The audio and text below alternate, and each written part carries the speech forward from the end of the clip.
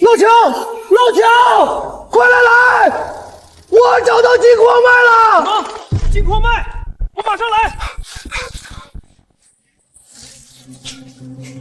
张总，初步测评，这批黄金的价值在1000万左右。好，太好了！等把这批货出了，我正好给我老婆买栋大别墅，再换辆新跑车。那我呢？放心吧，疯子，我发财了，怎么会少得你呢？你不是一直想买台自行车代步吗？这样，回头我就转1000块钱给你，你骑自行车上下班，还能锻炼锻炼身体，多好啊！这公司是我们俩合伙创立的，当初说好的，你出资金，我出技术，收益55分。你现在拿我当什么？你的员工吗？怎么会呢，疯子？我这是在锻炼你啊！年轻人不要急于求成，吃得苦中苦，方为人上人嘛。我每天待在深山老林里没日没夜的勘探，你在城里的酒吧左右帮我抱怨过一句吗？我现在就想拿我该得的那份钱！你想干什么？放开张总！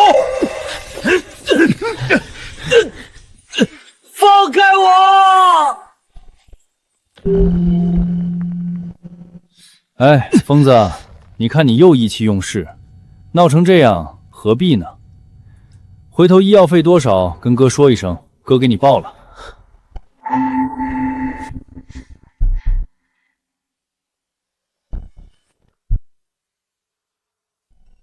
风儿，你妈突然在家病倒了，医生说手术得一大笔钱，你那边有没有钱？钱，我只想拿回我该得的那份钱。丁，淘矿系统加载成功。系统可勘察珍贵矿脉，估算矿脉价值，让宿主淘金致富。空系统可以勘探各种金属矿产所在地。张乔，既然你不仁，那就别怪我不义了。疯子，咱毕业一起开公司吧。开公司？对，我出钱，你出力，我负责拉投资，你负责找矿脉。到时候赚了钱，55分，谁也不亏待谁。好，好兄弟，好兄弟一辈子。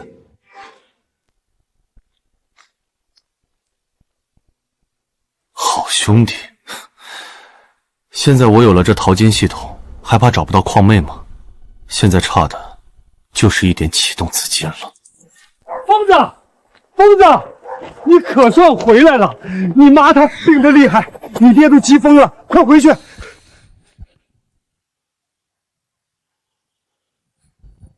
就在家里。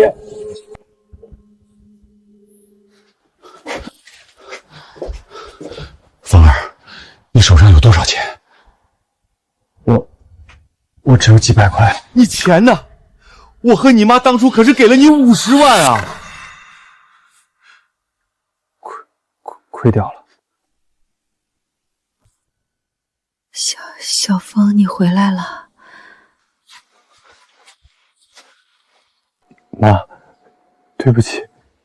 没事儿，妈不怪你，是妈不好，生了这怪病，连累了你。妈，先让爸带你去城里住院，我马上去筹钱。检测到宿主500米内最金属能量波动，导航开启。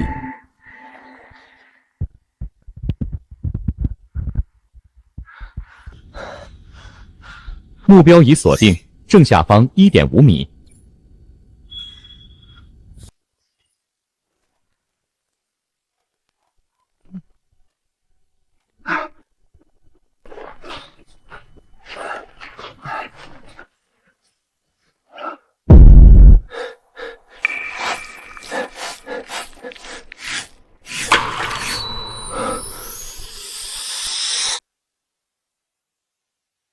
疯子，你妈都在医院躺着了，你不去筹钱，还在这儿搞这些破玩意儿。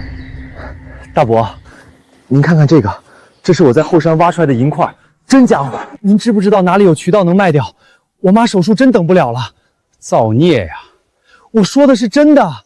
真个屁！后山要真有金子银子，还能轮得到你小子？走走走，赶紧走！真是晦气，别把霉运传到我家来。大伯，你听我说。爷，是和陈峰哥哥来了吗？我要找陈峰哥哥玩。玩什么玩？从今天起，再也不准去找陈峰。为什么呀？因为他是个废物，出去混了那么多年，1分钱没赚到，他妈都快病死了，也拿不出钱。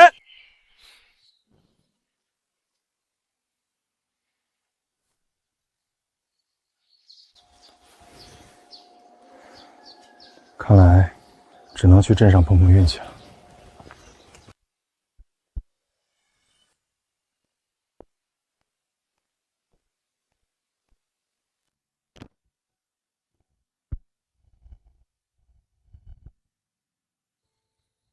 按今天国际银价折算下来，我给你这个数。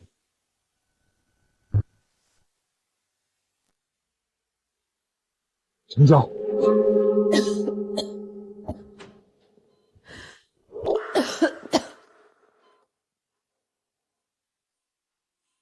你的病已经不能再拖了，必须尽快手术。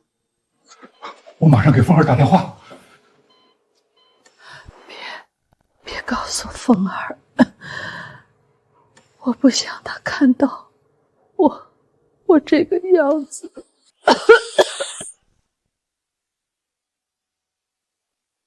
峰哥，等等！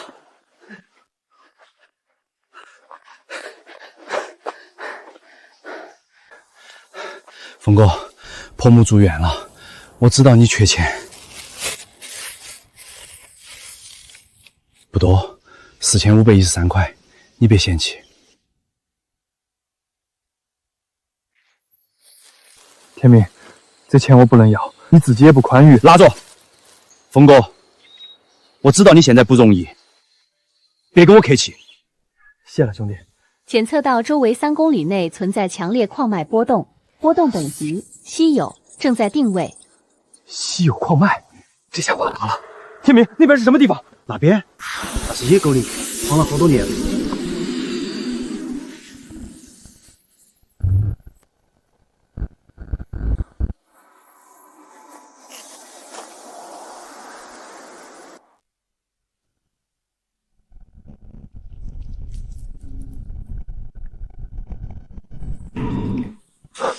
这是翡翠矿。峰哥，你到底在找啥？这野狗岭3年前有地质队来过，打了3个探孔，全是废石。他们说这里没有开采价值。那地质队他们判断错了。你是说这山里有东西？有，而且价值不菲。张乔啊，张乔，没想到吧？你吞了我的黄金矿，转头这座翡翠矿就撞到我手里了。咱俩的账还没完呢。峰哥，那接下来怎么办？招人买设备，尽快开工。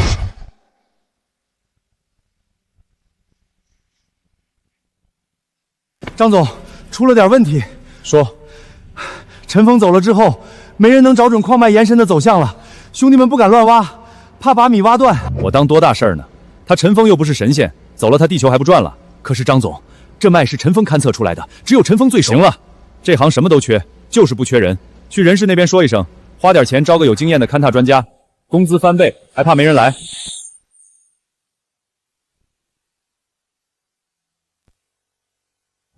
张总，您这环境太艰苦了，薪资也一般，抱歉，这活我干不了，我也干不了。张总，您另请高人吧。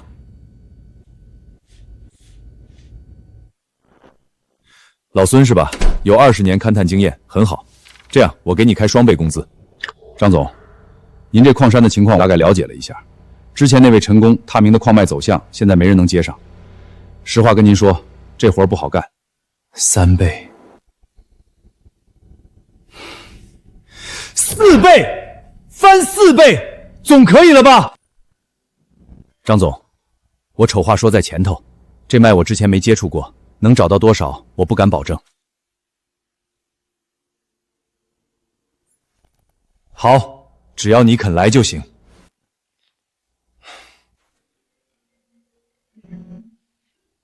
老公，你上次答应的那个别墅，到底什么时候去看嘛？看。这周末就去看，我让财务把下季度设备预算先挪出来。峰哥，矿场条件出了名的艰苦，咱们恐怕不好招人啊。没事，看我的！招工了，招工了！矿山开采活儿不轻松，但工资高，市场价2倍，日结。峰哥，你疯了？咱哪儿来的钱？我说了，钱管够。真是2倍？骗人的吧？日结，当天给钱。我干，我干，算我一个。钱我1分不少，但丑话说前头，我有3条规矩：第一，绝对服从指挥，不能自己乱挖；第二，嘴要严，矿上什么事儿都不准往外说；第三，活儿不轻松，吃不了苦的现在就走。我叫陈峰，我在矿洞干了3年，我知道里面有多艰难，但跟着我陈峰干的都是我兄弟，我绝不亏待。有愿意的上来报名字。我。峰哥，咱真要进这儿，看起来就不是咱们这种人来的地方。钱长什么样，他们不认识。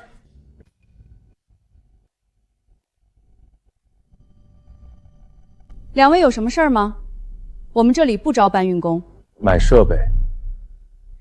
先生，我们店里最便宜的一台手持探测仪也要5000块。峰哥，算了，走吧。你们店最新款的矿脉探测仪，还有那套便携式深层采样装置，我全要了，3套，全款。先生您稍等，我马上去叫经理来，请这边坐。要不要喝点什么？峰哥，你哪儿来这么多钱？借的。借的？你跟谁借的啊？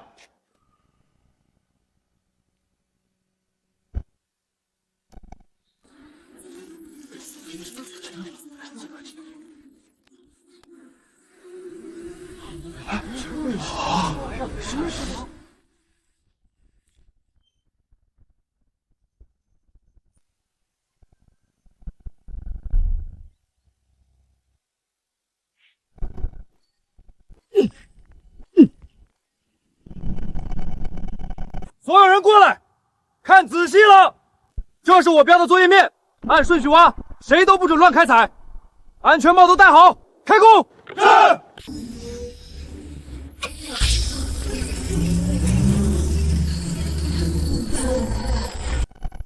峰哥，你老实跟我说，那些钱到底……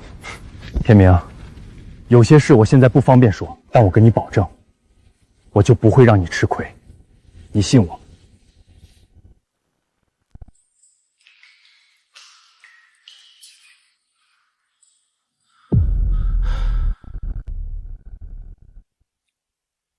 张总，这矿脉走向确实太复杂了，岩层有断层，陈工之前标的那些点位跟我判断的对不上。对不上是什么意思？就是说，这脉被人为标记的时候，应该是有一条主线，但现在这条主线找不到了。我建议最好能联系一下陈工，让他回来指点。陈峰，张口闭口都是陈峰，没有他，我这公司还运转不了了是吗？这公司是我出钱开的，矿是我的，他不过是打了个工。凭什么离了他就不行？你是老工程师，4倍工资请你来，不是让你告诉我找别人的。张总，我只是实话实说，这脉您要是硬挖也不是挖不出来，但打到断层的概率很高，到时候废料率会上去，成本翻倍都是少的。继续给挖，出了事我负责。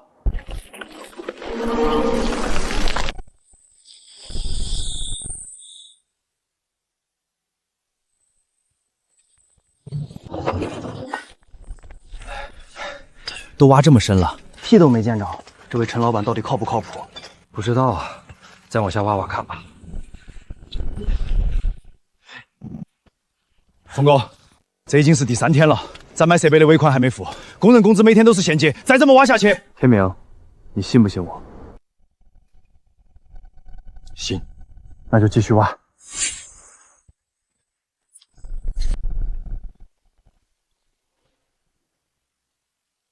陈老板，不是我们不想干，但您看这挖出来的全是废料，再挖下去也是白费力气。要不您再琢磨琢磨，这地方是不是没东西？我来。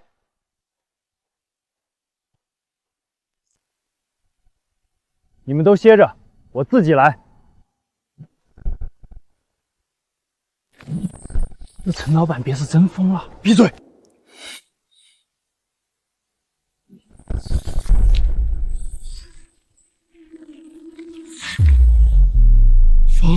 峰哥，那是什么？兄弟们，干活了！大火，翡翠矿！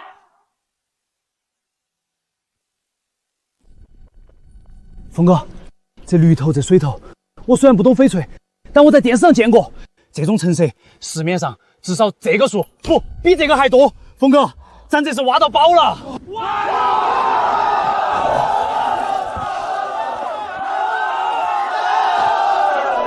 兄弟们，这条矿脉是咱们一起挖出来的，只要你们好好跟着我干，之前答应你们的2倍工资照发。等这批翡翠出手，每个人额外再发一笔奖金。陈老板，啥也不说了，以后我们就跟你干了。跟着陈老板干，跟着陈老板干。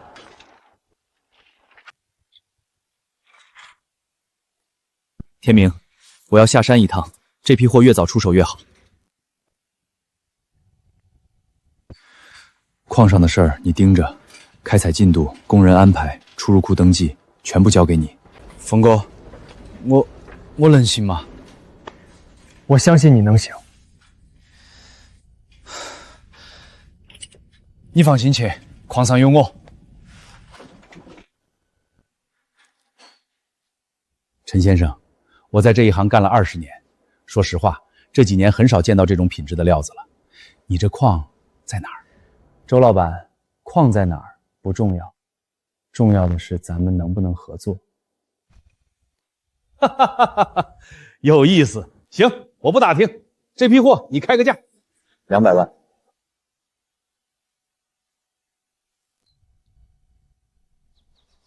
成交。不过我有个条件，后续出的货同等价格下优先给我。一言为定。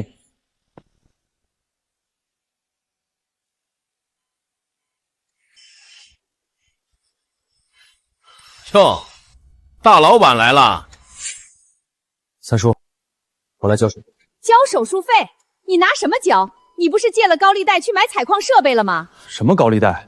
我没借高利贷。峰哥，我亲眼看见的，你在商场里跟陆天明说的，钱是借的，你订了那么贵的设备，不是高利贷哪来的钱？陈峰啊，陈峰，你自己作死也就算了，还拉着人家陆天明一起，陆家就这么一个儿子，你这不是害人吗？凤儿，去你妈削个苹果吧，多陪陪他。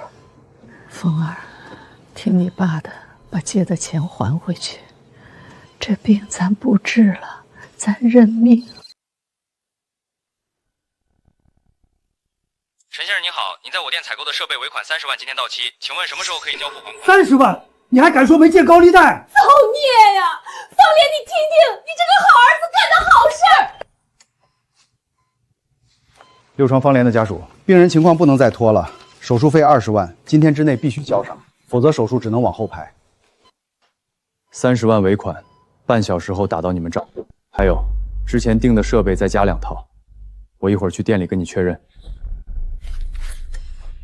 医生，这里面有200万，我妈的手术费、住院费全从里面扣，给我妈换最好的病房，请最好的专家，钱不是问题。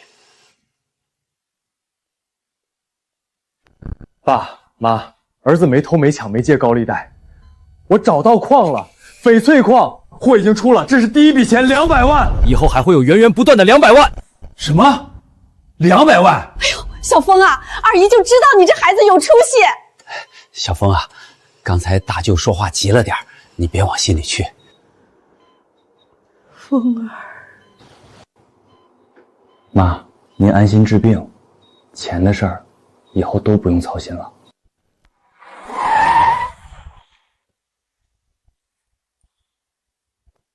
峰哥，就是这儿。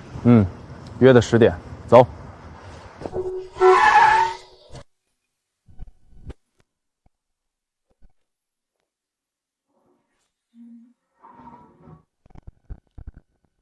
哟，这不是陈峰吗？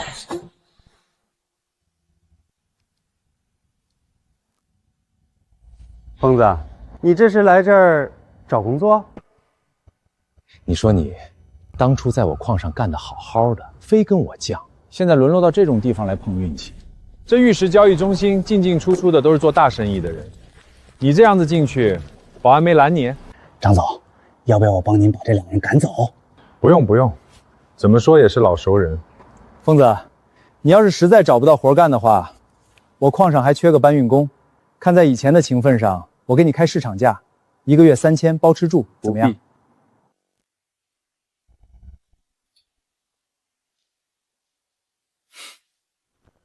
王总，上次跟您电话里聊的那批货，我今天把详细资料带来了。金矿月产量稳定在50公斤往上，含金量高，杂质少，市面上抢着要。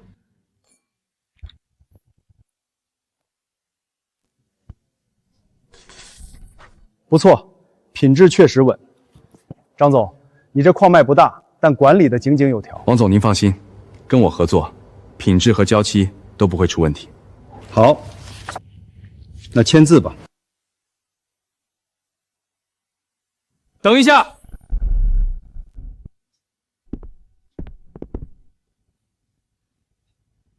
王总，请等一下。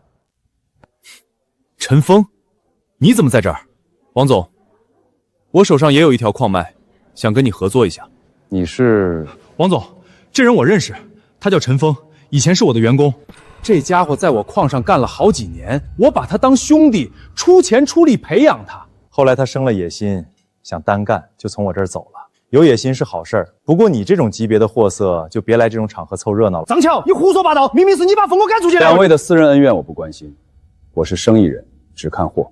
张总，你继续。王总，我的优势很明确，金矿虽然体量不算大，但黄金是什么？市场硬通货，不管市场怎么变，金子永远是金子。今天挖出来，明天就能变现。不像那些花里胡哨的石头，价格忽高忽低，风险大得很。有道理，黄金胜在稳定，这点我认同。张总，你的条件我没什么意见，咱们签约吧。疯子，生意场上就是这样，有实力的人吃肉，没实力的人喝风。你也别灰心，回去好好经营你那小摊子，说不定哪天也能混进来喝杯酒。王总，您不听听我的东西再做决定吗？陈先生，你的热情我理解，但张总说的对，黄金是硬通货。王总，您就让他说说，让大家听听他到底有什么宝贝。我没什么宝贝，就几块花里胡哨的破石头。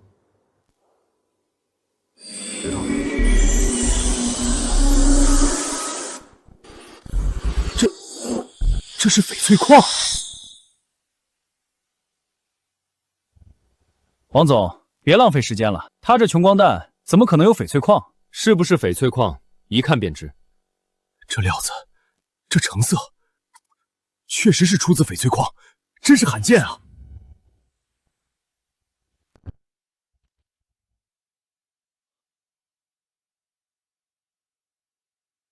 乖乖，这是帝王绿级别的料子啊！帝王绿，这怎么可能？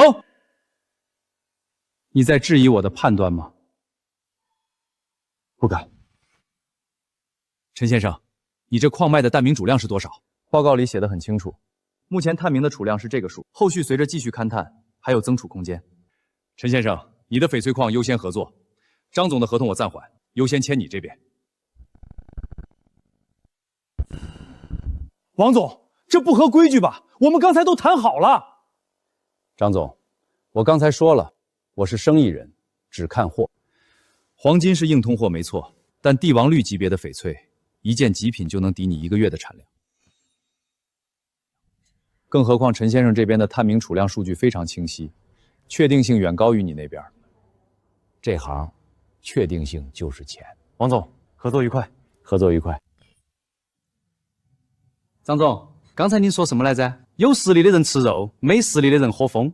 那杯风你慢慢喝着，我和峰哥先吃肉去了。你，张总，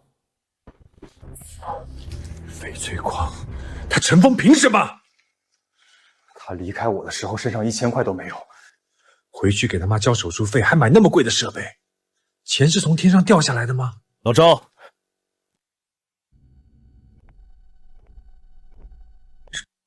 张总，您找我？老赵，我问你，你这段时间有没有见过陈峰？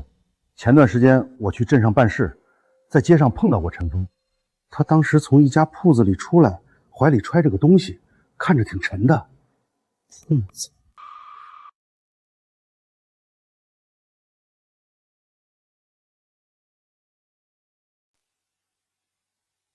去给我查查陈峰从这离开之后去了哪儿。是。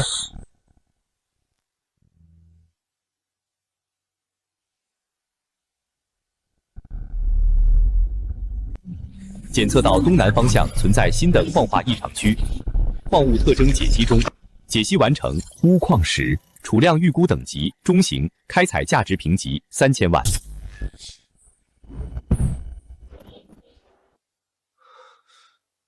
这是钨矿。天明，跟我走一趟。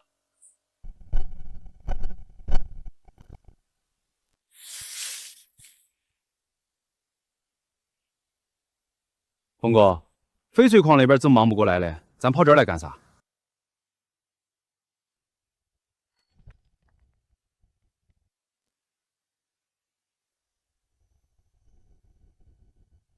天明，把这块地方标记下来。这儿也有东西。钨矿，而且储量不小。钨矿，都是那个造特种合金的。我算了算手上的资金，翡翠矿第1期的回款一到，就能腾出钱招人手。你先把人招起来，等设备到位就正式开工。好嘞，哥，我马上去办。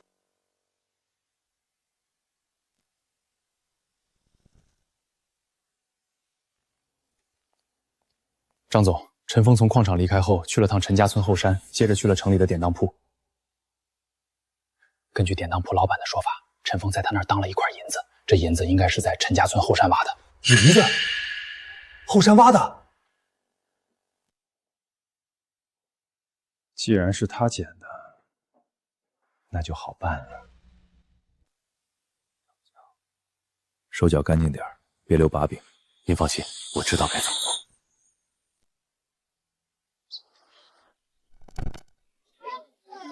二狗，你又咋呼啥呢？我要告诉大家一个秘密，关于陈峰的。疯子，疯子怎么了？人家现在可是大老板了。对，就是大老板。你们知道他凭啥当的大老板不？哼，那还用说，人家有本事呗。本事？我告诉你们，他陈峰之所以能翻身，是因为他捡了一块银子。呸！我当啥事儿呢？捡块银子咋了？那人家运气好，你眼红你也捡去。运气好我不说啥，但你们琢磨琢磨，他是在哪儿捡的？后山啊！后山是哪儿？后山是咱陈家村的地盘，祖祖辈辈传下来的。他陈峰捡的那块银子，是在咱全村的地盘上捡的。二狗这话也不是没道理，还不止，他拿那银子当本钱，又挖了翡翠矿，现在身家几百万。他的本钱是从后山来的，后山是咱大家的，他一个人全吞了，像话吗？走，找陈山去，总得给个说法。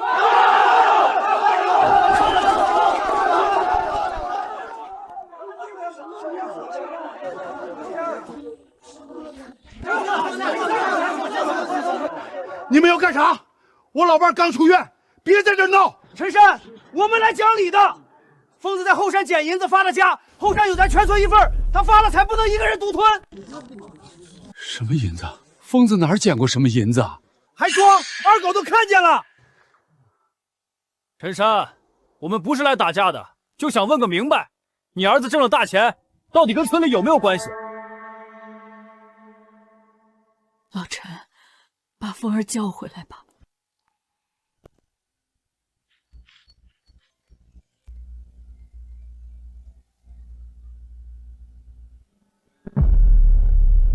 我马上回来。峰哥，出啥事了？村子里的人把我家堵了，说我从后山捡了银子，要分钱。矿上你盯着，我回去一趟。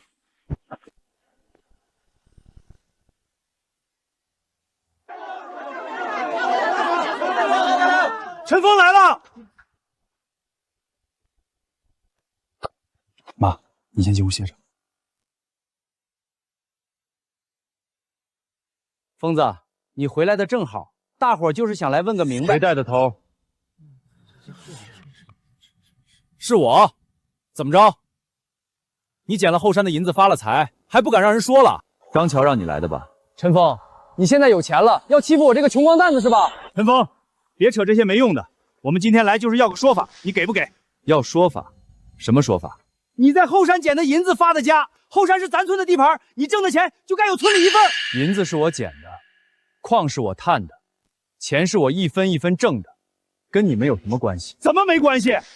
后山是咱陈家村祖上传下来的，你采的是村里的地，捡的是村里的宝，凭啥你一个人全吞了？就是，要是没有后山那块银子，你能有今天？你发财了就不认乡亲了。你们还要不要脸？当初疯子出去闯的时候，你们谁帮过一把？我老伴住院的时候，你们谁来看过一眼？老陈，话不能这么说。陈峰是村里的人，后山是村里的地，他发达了，给村里意思意思，天经地义。今天这个钱必须给村子分一份。村长，你也来说这个话？那我问你，我妈重病躺医院的时候，你们在哪儿？我挨家挨户借钱的时候，谁给我借过一分？陆天明把他全部家当借给我的时候，你们在干什么？在背后嚼舌根，说我借高利贷，说我陈峰这辈子完了。现在我翻身了，你们又跑来说我的钱该分给你们，凭什么？那是一码归一码，地是大家的，见者有份。见者有份？那你们去镇上去城里，看见地上有钱就去捡，看人家给不给你分。我陈峰一不偷二不抢三不占村里的地，你们跑我家门口堵我爸妈，张嘴就是分钱，你们配吗？陈峰，你话别说绝了。我今天就把话说绝了，这钱一分没有。有本事自己去后山挖，挖到了恭喜你，挖不到，别来惦记我。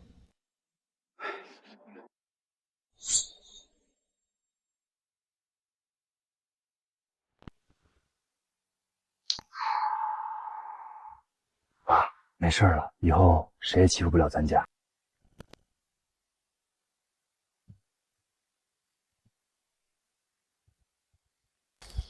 爸，这鸟不拉屎的地方有什么好挖的？你懂个屁！那小子能在这后山捡到银子，我就不信咱爷俩挖不着。他运气再好，还能把整座山的银子都捡光。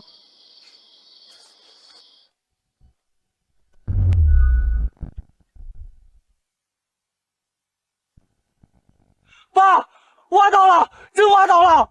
小声点，你怕全村人听不见是吧？老天爷，还真有！还真有！你明天就去找矿产公司的人，把这后山包下来。这山里既然出了2块银子，底下指不定还有多少。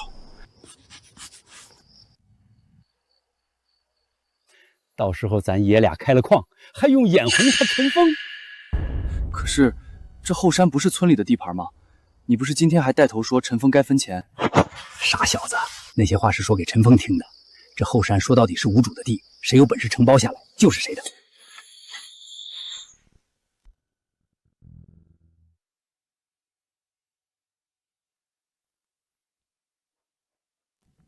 峰哥，这批样本都装好了，随时可以送检。检测的事儿你盯紧，另外钨矿的手续得抓紧办，这片地的承包合同、开采许可一样都不能少。行，我明天一早就去跑。不过这钨矿到底是什么东西？我看这石头灰不溜秋的，跟翡翠没法比啊。你点点。怎么称？钨矿是稀有金属，工业上造特种合金、高端零件都离不开它，市场需求量极大，价格也稳。翡翠走的是高端工艺品路线，受行情变动影响大，但钨不一样，只要工业还在运转，这东西就不愁卖。这座山底下探明的储量够我们开采好几年。到时候钨矿加上翡翠矿2条腿走路，谁也掐不住我们的脖子。那比翡翠矿还赚，赚的钱只多不少。而且钨矿客户群和翡翠完全不重叠，我们多一条矿脉就多一张牌。张乔那种只抱着一条金矿的，行情一变动他就睡不着觉，我们不会。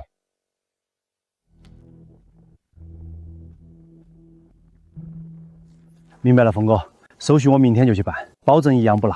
抓紧，钨矿的事暂时保密，不要走漏风声。哪儿来的？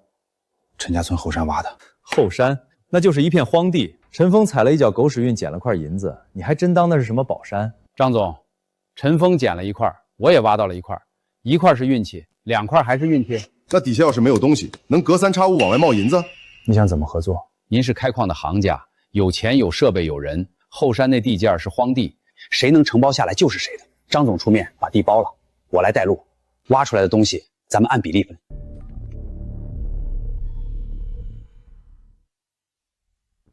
成交。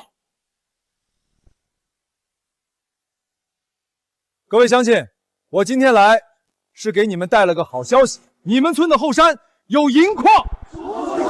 银矿？真的假的？是真的。张总请专家勘测过了，后山底下确实有银矿卖。我操！陈峰那小子当初就是在后山捡的银子，他知道后山有矿，却一个字都不跟咱们说，怪不得他发财了，自己偷偷在后山挖矿，连个屁都不放，摆明了就是不想让咱们也赚钱。乡亲们，听我说两句。我跟村里签了合作协议，后山的银矿由我出资来开采，工人全部从你们陈家村招，工钱市场价2倍，干得好，年底还有奖金。还是张总仗义，不像陈峰发达了就不认乡亲。就是陈峰这种人，赚再多也是白眼狼。乡亲们，开动吧！不能开！不能开！不能开！哟，这不陆天明，你这是替陈峰来当说客了？他自己不挖，也不让别人挖？不是，峰哥说过，后山紧挨着村子，山体结构不稳定，要是上设备大规模挖掘，山体会松动，等夏天暴雨一来，会山体滑坡泥石流的。放屁！我在这村住了50年，后山从来没塌过，他这是编瞎话吓唬咱们，不想让咱们也发财。就是他自己挖完了，现在说不能挖，天底下有这么好的事儿？陈峰现在是身家几百万的大老板了，哪还管我们这些穷乡亲的死活？人家巴不得后山塌了，把我们全埋了，省得碍他的眼。你们别血口喷人，峰哥是学地质的，他说不能挖就是不能挖。得了吧，他要真懂地质，当初怎么没发现后山还有银矿？我看他就是怕咱们也挣了钱，他的工人就不好招了。天明，你回去告诉陈峰，后山的矿是村里跟张总合作开的，合法合规。至于山体稳定不稳定的，张总请了专业的工程师，不用他操心。村长，这可是人命关天的事。行了行了，赶紧走，别在这耽误我们挣钱。陈峰这人啊，心是真黑，自己吃肉连口汤都不让人喝。可不是嘛，还编山体滑坡吓唬人，亏他想得出来。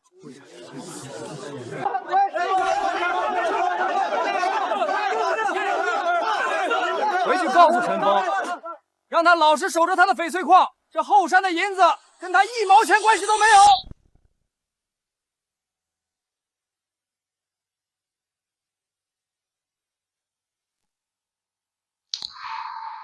风儿，这真是咱们的房子。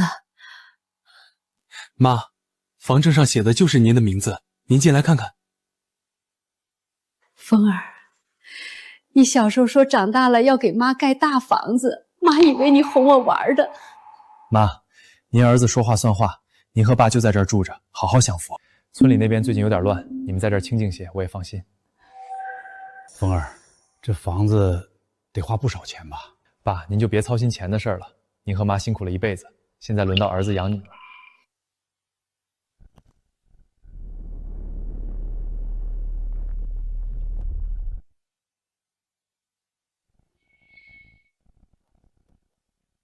老赵，进度怎么样了？第一批矿石什么时候能出？张总，这情况不太乐观。什么意思？银矿确实是有，探测仪没骗人，但埋得极深，表层这些挖出来全是废料，成色也不足，含银量连工业开采的标准都达不到。挖了大半天，能用的矿石筛出来还不到半筐。那再往下挖呀，挖深一点。张总，往下挖成本太高了，这山体结构松得很，挖深了要打支护，光支护材料就得好几万。而且就算打上支户也不安全，万一塌方。再说了，照这个含银度，就算挖出来卖的钱还不够开工人工资的。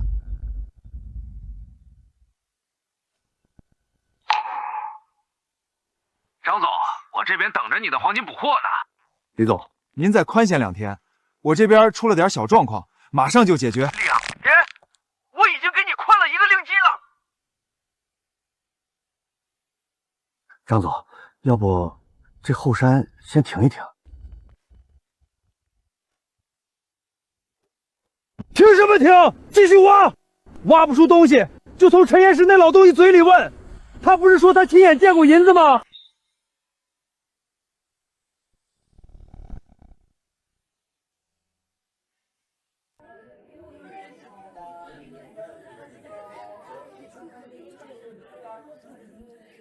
凤儿，这衣裳多少钱？太贵了，咱就退了吧。妈，不贵，您穿着好看，穿着就行了。峰哥，出事了！昨晚下大暴雨，后山塌了，3体滑坡，泥石流把出村的路全堵死了。你说什么？后山塌了？村里人咋样？有人伤着没？叔，人没事，就是路堵了，村里人现在全困在里头。凤儿，我知道村里人之前对不住你，但咱们说到底还是陈家村的人，祖祖辈辈都埋在那片土里。你现在有本事了，不能看着村子毁了。你爸说的对，凤儿别记恨乡亲们，能帮就帮一把。爸妈，我知道了。天明，走。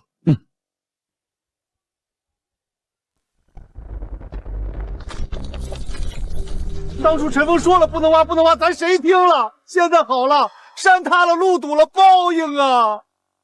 村长，你说咋办啊？张桥跑了，咱找谁去？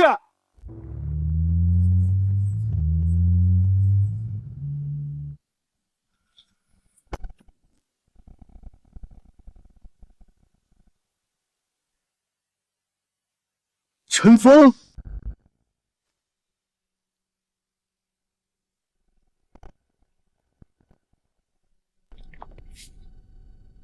师傅，您看看，最厚的地方大概3米多，上面还有松动的碎石一直在往下掉。先把上面那块悬着的巨石拉下来，再清下面的泥石。行，交给我们。当初陈峰3番2次让人来传话，说不能挖，咱一个字儿不听。疯子，叔当初没听你的，叔的错。村长，过去的事别提了，路通了再说。疯子，对不住了，以前的事儿你别往心里去。各位乡亲，我陈峰从小在陈家村长大，不管我走到哪儿，根都在这儿。以前的事儿翻篇了，这条路修好了，年底我再给大伙儿修一条新公路，说话算话。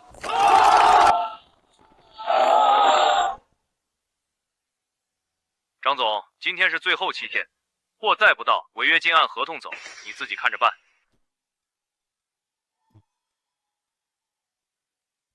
老公，别墅尾款人家催了好几遍了，你到底什么时候打钱？我闺蜜都说我买个房子还要分期，丢死人了。我知道了，这2天就办。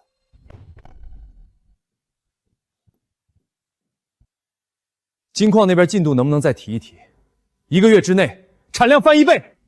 张总，这不可能，现在已经是满负荷在挖了，再提速会出事儿的。我不管！我现在需要钱，大笔的钱！你回去告诉所有人，从今天起3班倒，人歇机器不歇，能挖多少挖多少。张总，矿道已经出现裂缝了，再加速非塌方不可。这矿是我的，我说怎么挖就怎么挖。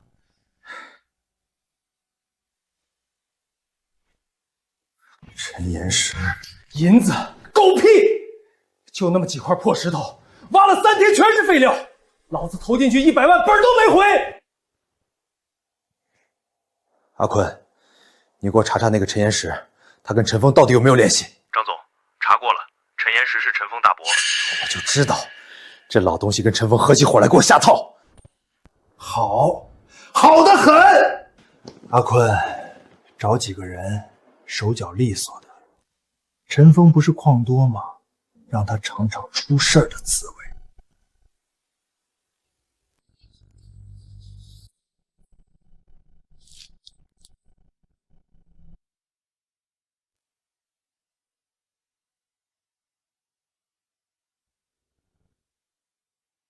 这片区域进度还差多少？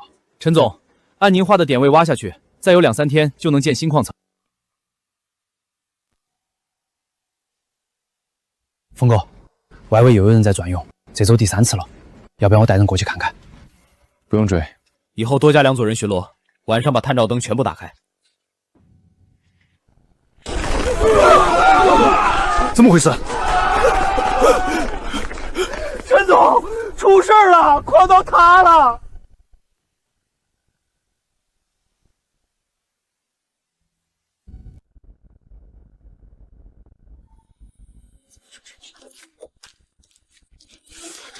人呢？伤了几个？伤了一个，周卫平，碎石砸中了脑袋，已经送镇卫生所了。其他人没事，就是吓得不轻。大家听着，周卫平的医疗费矿上全包，养伤期间工资照发，额外再加一笔营养费。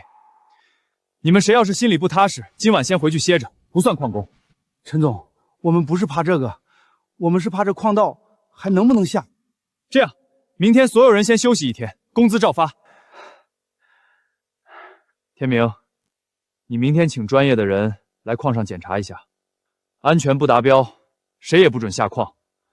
矿可以停，人不能出事。是，大伙儿都散了吧，散了吧。出事的矿洞在哪儿？那边3号口。走，跟我过去看看。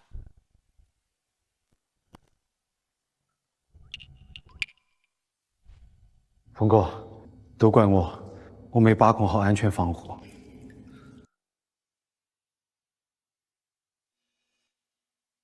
不对，峰哥，你发现什么了？纸护架的断口是新的，但不是被石头砸断的。你看这里有明显的撬砸痕迹。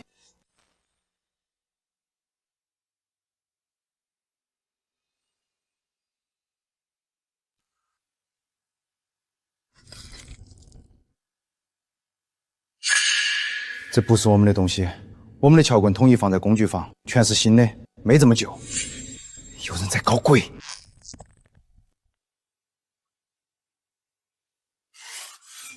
去查查这个撬棍是哪儿的。放心吧，峰哥，把这东西收好，别声张，除了你和我，谁也别让知道。峰哥，咱不报警？一根撬棍说明不了什么，先留着，等它的尾巴全露出。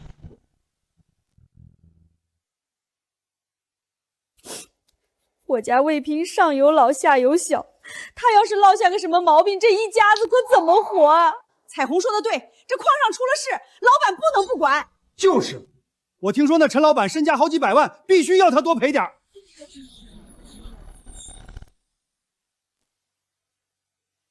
陈老板，你可算来了！你说这事儿怎么办？卫平可是在你矿上出的事儿。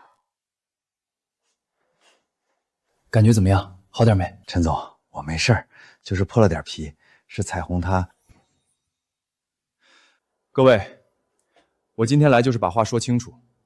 周卫平的医疗费矿上全包，1分不落。养伤期间工资照发，营养费另算。后续康复如果需要去大医院，矿上负责安排。陈老板，你这话说的是好听，但谁知道后面能不能兑现？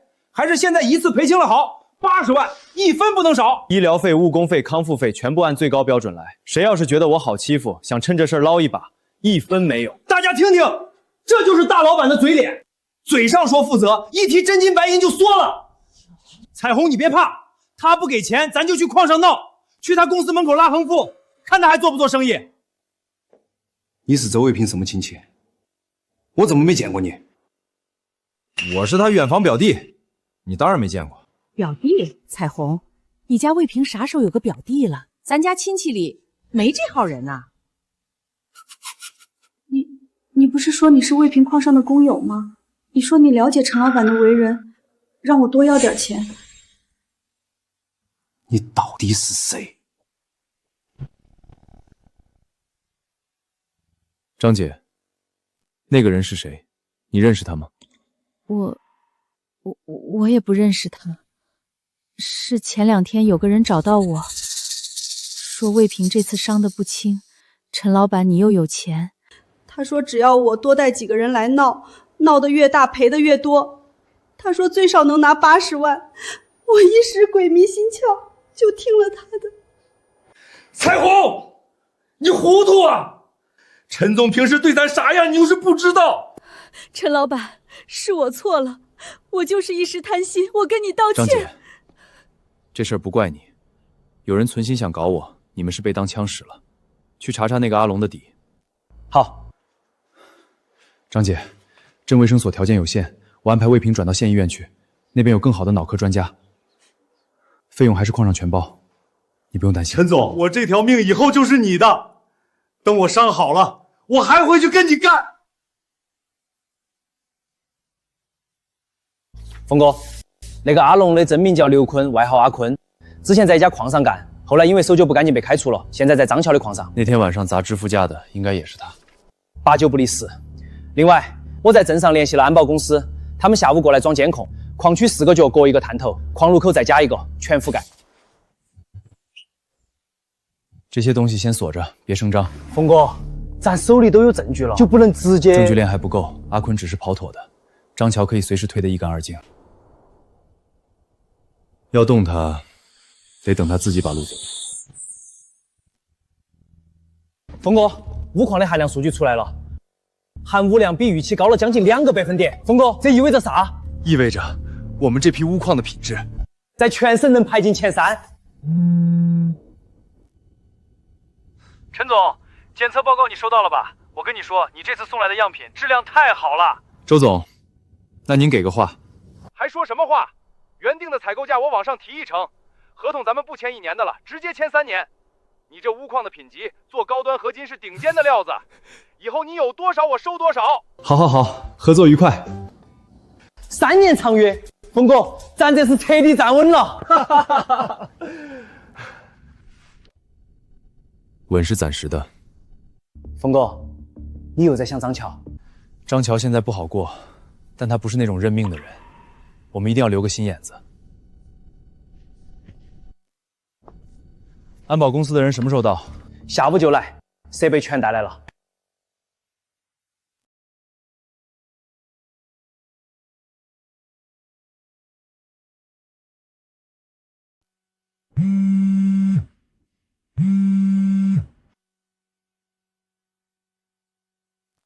张先生，您的别墅贷款已经逾期超过90天，按照合同约定，我行已启动法拍程序，正式通知函昨天已经寄到您府上，请您配合后续的腾房工作。李经理，你再给我1个月，就1个月，我矿上马上有一批货要出，资金一回笼，我立马就还。张先生，这个方案我们已经给过您3次了，法拍程序已经启动，没有回旋余地，建议您尽快腾房，避免产生更多滞纳金。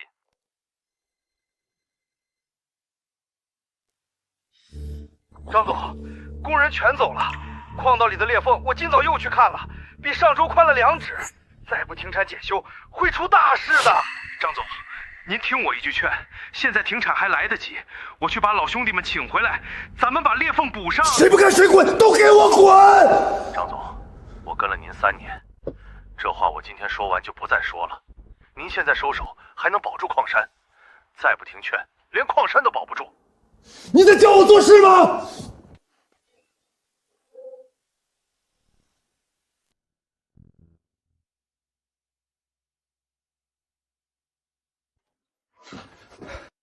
峰哥，钨矿那边的第一批货昨天发走了，周老板说尾款后天之前会打到咱们账上。检测到北部区域存在大规模矿化异常区，矿物特征解析中，解析完成。赤铁矿，储量预估等级大型，品位评级1亿。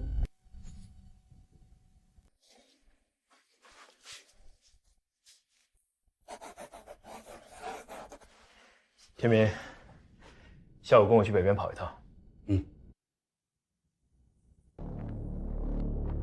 峰哥，这地方也挺荒凉的，能有什么好东西？磁铁。峰哥，这是什么石头？咋还会动？赤铁矿，品位确实不算高，但矿层基盖面至少有好几平方公里。铁矿，这玩意儿值钱吗？单体价值不如翡翠和钨，但胜在量大盛产。翡翠行情有变动，钨矿客户集中。铁矿不一样，建筑、制造、基建，各行各业都要用铁，需求永远不会消失。这座铁矿会是我们最坚实的后盾。天明，马上叫人来采样，今晚我就要看到检验结果。含铁量比预估的高了将近1个百分点，虽然还够不上高品位富矿，但以这个储量和开采成本来算，利润空间比我们预期的大得多。峰哥，这意味着啥？意味着这座铁矿一旦开工，光是供应周边的建筑公司和铸造厂就能稳定盈利。翡翠做高端，钨矿走工业，铁矿稳基础。以后不管哪边市场有变动，都不会影响我们的基本盘。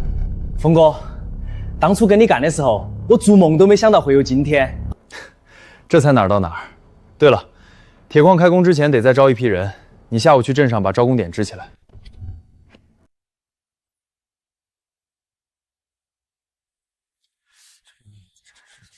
陈氏矿业，是不是那个开翡翠矿的陈峰？对，就是他。现在不光翡翠矿，钨矿和铁矿也要人，工资比市场价下高3成，包吃住。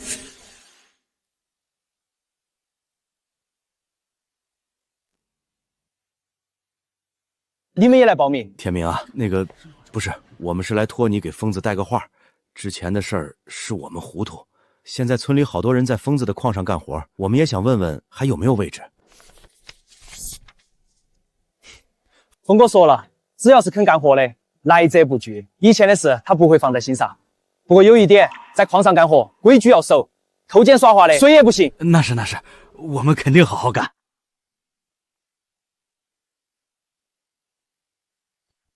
停下！谁让你们不打支柱就挖的？打支柱多费事儿，我们这么挖不是好好的？好好的，你抬头看看。这条裂缝上周才1指宽，现在已经2指了。你们再不打护硬挖，一旦塌了，谁都跑不出去。张总都没说什么，就你事儿多，赶紧的，别耽误我们干活。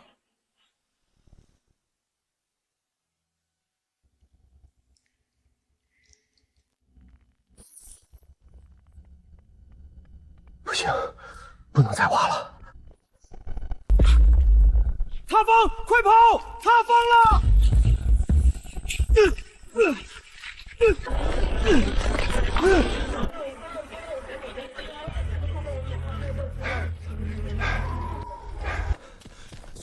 矿里怎么样了？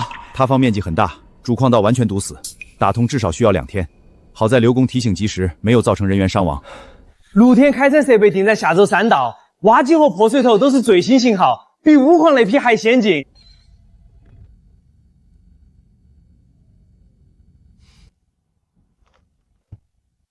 峰哥，张桥的金矿塌了，主矿道大面积塌方。什么时候的事儿？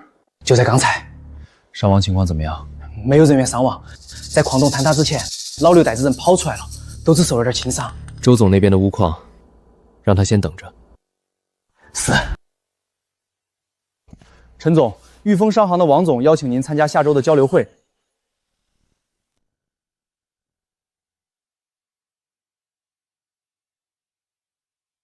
陈总，你那钨矿的品质我有所耳闻，冶炼厂的周总都对你的货赞不绝口。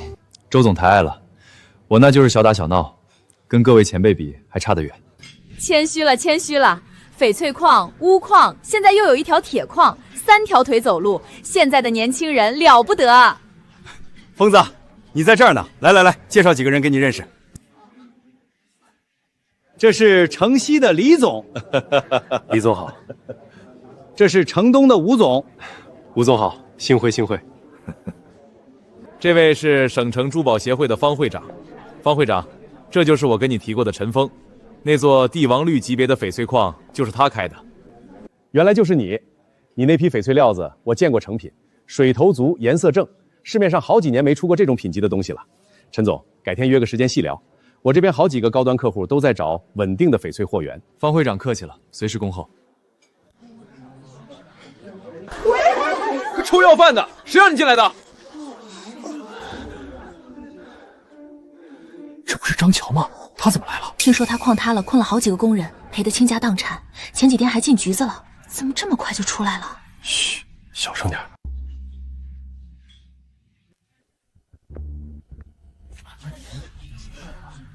陈峰，你现在得意了？我的矿完了，人没了，公司垮了，老婆跑了，别墅被银行收了，你开心了吧？哎，峰哥，没事的，放心。张乔，你找我有事？陈峰，你他妈就是运气好，走狗屎运捡了块破银子，凭什么？凭什么你越做越大？凭什么我卖徒弟？我比你有人脉，我比你有钱，你不过是给我打过工的，凭什么？张乔，你走到今天这一步，不是因为我运气好，你把对你最有用的人赶走了，把劝你的人都骂跑了，最后连自己的矿山都不肯善待。矿道裂了你不修，工头劝你，你不听。你的矿不是被我抢走的，是被你自己亲手毁掉的。先生，请你离开。上周翡翠矿净利润比前一个月涨了11个点，钨矿稳定增长，铁矿基建也差不多了，下个月就能试开采。峰哥，咱们3座矿山全线飘红，以后在江城掉下个钢镚儿都是咱们家的。铁矿那边露天开采的成本控制的不错，不过翡翠矿的尾款周期拉得有点长，你得跟几个老客户沟通一下，回款周期尽量缩短，手头多留点现金。行，我下午就打电话。峰哥，省城来人找你，姓沈，说是盛隆矿业的人，约你明天上午见面，说是有重要的事要谈。盛隆矿业？对，盛隆矿业，省城排名前3的矿业集团，业务覆盖全省，旗下有10几座矿山，老板姓沈，在圈子里背景很硬。他们怎么会找上咱们？上次交流会上，方会长跟我说过一句话，说盛隆最近在扩张，到处收购中小型矿山，动作不小，只是没想到他们盯上的这么快。那明天去不去？去，我倒要看看他们打什么主意。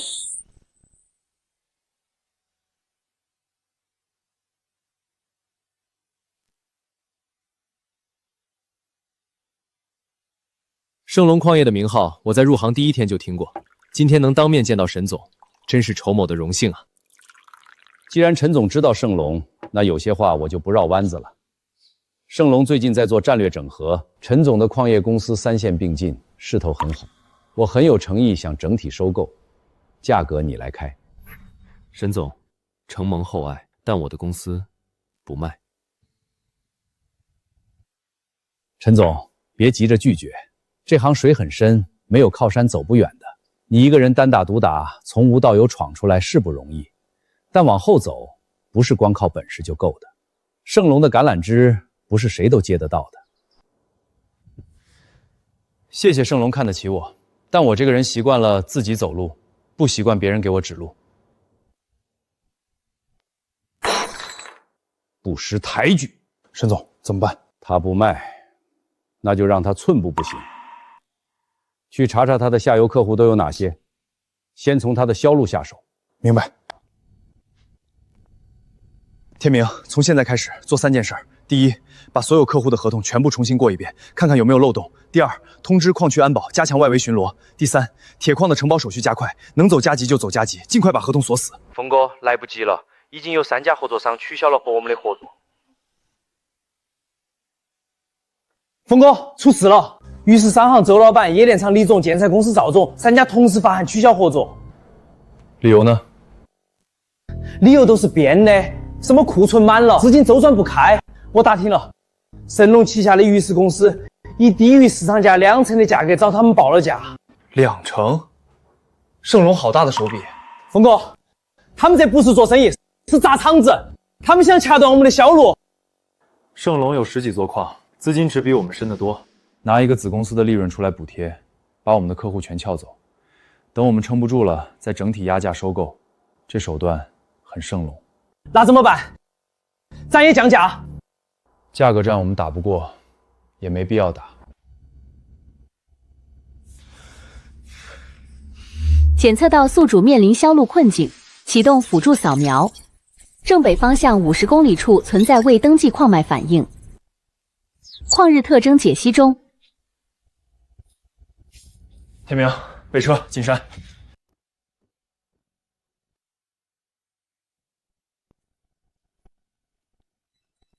目标锁定正下方2.5米，矿柱类型矿，高纯度硅蒸石，储量预估等级，价值评级5000，用途航空航天特种合金。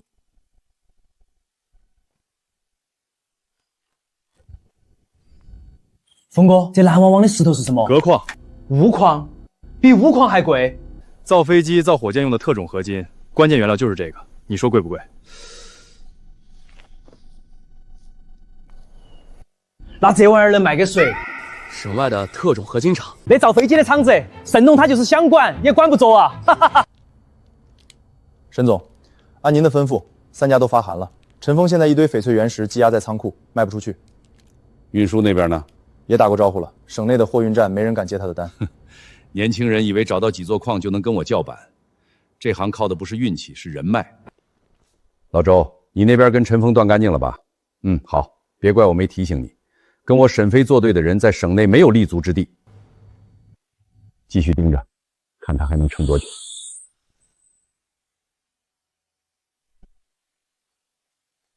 陈总，这层石头太硬了，镐头都砸不动。岩层结构分析中，花岗岩层厚度 2.3 米，下方为副矿带，岩层倾角35度，建议沿倾角斜向最近，可避开最硬岩段，预计3天建矿。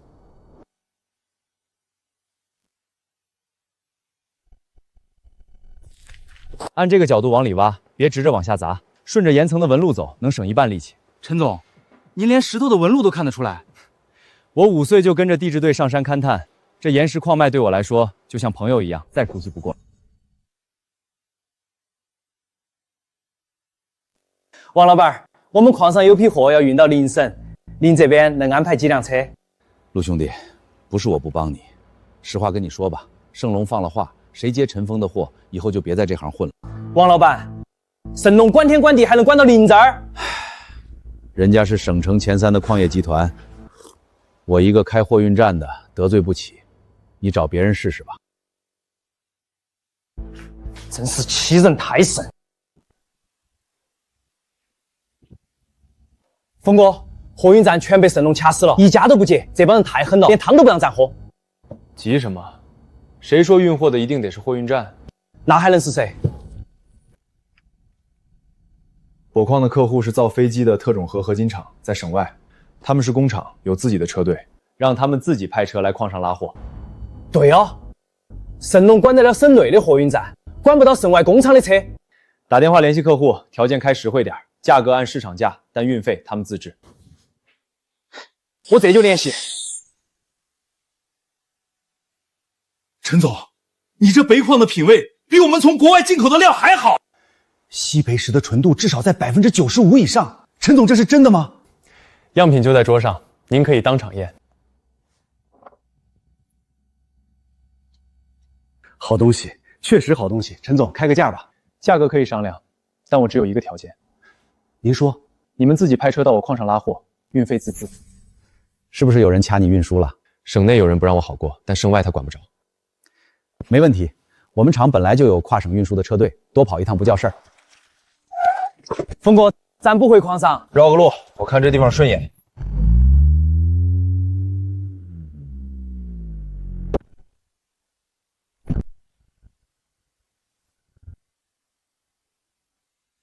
峰哥，这地方比野狗岭还黄，能有啥？检测到高纯度精致石墨矿，纯度评级高，价值预估3000万，用途锂电池负极材料。石墨矿，造锂电池负极的，新能源产业链上最紧缺的材料之一。峰哥，你咋知道这儿有矿？看岩性看出来的。这里的石头颜色、质地都是石墨矿的典型特征。服了，峰哥，我真服了，你这眼睛比探测仪都厉害。沈总，陈峰的笔矿卖出去了。卖给谁了？邻省一家特种合金厂，他们自己派车去矿场拉货，不经过省内的运输公司。倒是小看他了，知道绕开省内渠道。沈总，咱们要不要想办法拦住那家合金厂？省外的手伸不了那么长。去查查陈峰的矿场手续，看看有没有漏洞，特别是那个铁矿，承包合同、环评报告一样一样给我翻。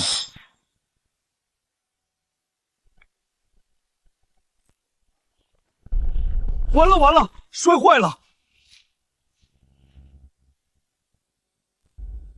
陈总，石头里长钻石了。半生矿识别，天然金刚石微粒，品质极高，但含量稀少，不具备单独开采价值，建议留作标本。那是啥？钻石吗？这是金刚子，是大自然的正品，不过含量太少，不够开矿，留作纪念正好。这能值多少钱？不卖，放办公室当摆件，比卖了有意思。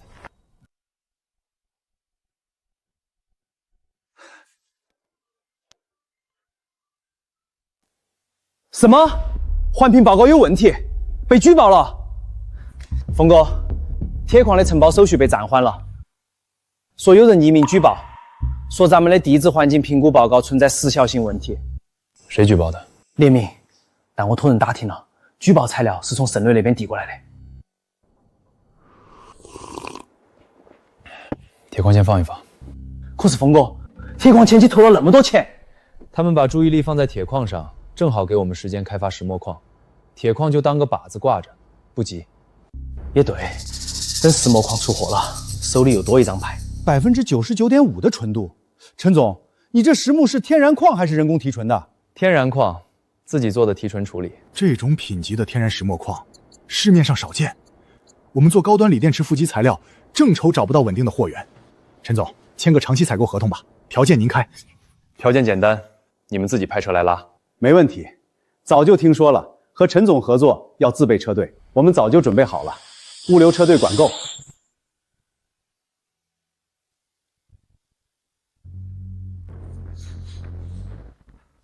合金厂的3车装完了吗？好，新能源那辆车往左边靠一靠。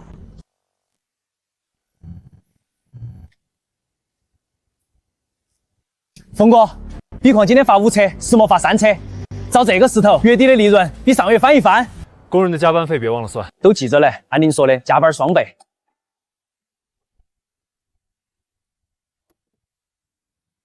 村里最近有人在打听你，说是省城来的，问你在开什么矿，矿场在哪儿？风儿，是不是惹到什么人了？妈，别担心，做生意嘛，同行之间打听打听很正常，我能应付。不管怎样，自己小心点儿。咱们陈家不惹事儿，但也不怕事儿。爸，我知道。风儿瘦了，别太累着自己。钱挣得再多，身体垮了啥都没用。妈，您放心，我现在吃得好，睡得好，比以前在张桥矿上的时候强多了。翡翠矿、钨矿、钡矿、石墨矿，它到底有几个矿？目前能确认的有4个，但据矿场工人说，他最近又在勘探新矿点。 4个矿同时发货，而且每一个都绕开了省内的渠道。沈总，要不要直接找人去他矿里？不用那些下三滥的手段。老赵，你那个矿业协会的副会长不是白当的，帮我做件事儿。对，就是那个陈氏矿业。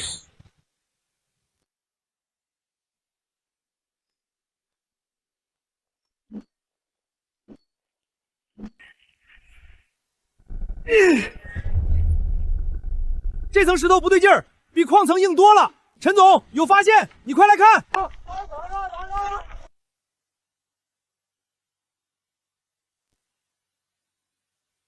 岩性分析中，高铝粘土岩3氧化2铝含量42%，耐火度1780摄氏度，达特级耐火粘土标准，预估价值2000万元，用途炼钢耐火材料。这层灰石头别当废料扔，是耐火粘土，炼钢厂漆炉子用的，1吨能卖好几千。又捡一个矿，这都第几个了？这次是买1送1。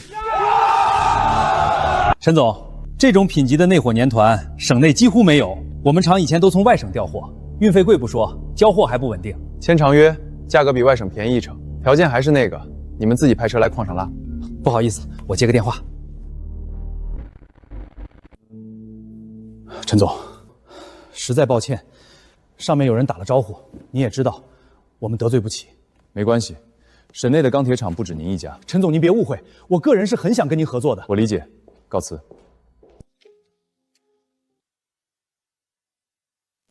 3年长约，价格按你开的来。我们厂正好要扩建新高炉，耐火材料缺口大得很。合作愉快。盛隆在省内只手遮天，但出了省，他屁都不是，所以我们才要多找新矿，每多一个矿种，就多一张盛隆管不着的牌。峰哥，按照你这个找矿的速度，用不了多久，盛隆就彻底躺住。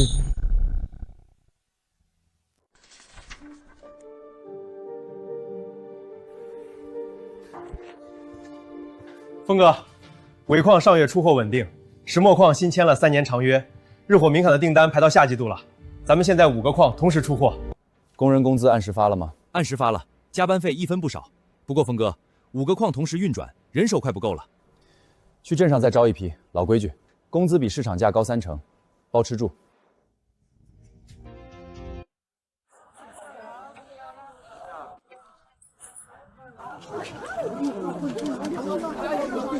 天明，我是陈家村的，咱们是老乡，送我一个。我听说陈老板矿上工资高30%，是不是真的？是真的。但丑话说在前头，矿上规矩要守，偷奸耍滑的谁也不行。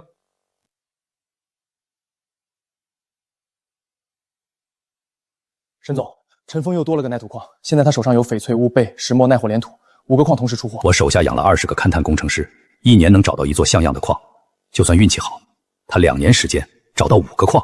会不会是运气好？1次是运气，2次是运气，连续5次就不可能是运气了。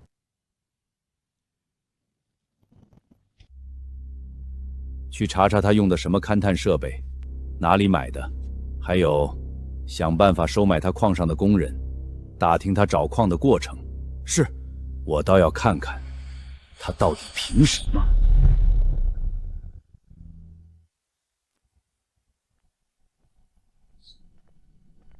检测到溪流上游300米处存在异常矿化反应，钨钡共生矿，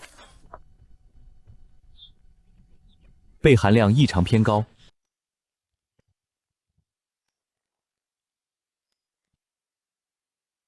彩虹色的石头倒是少见。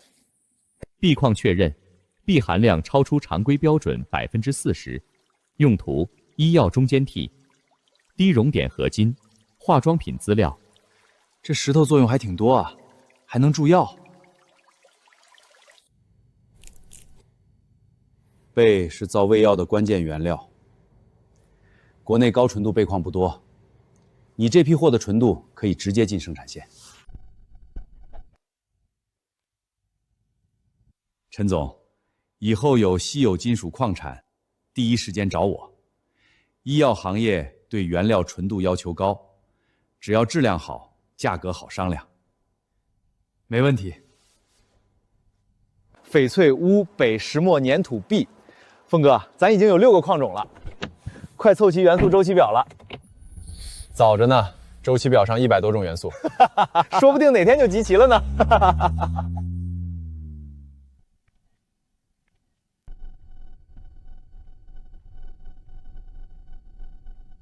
谁在那里？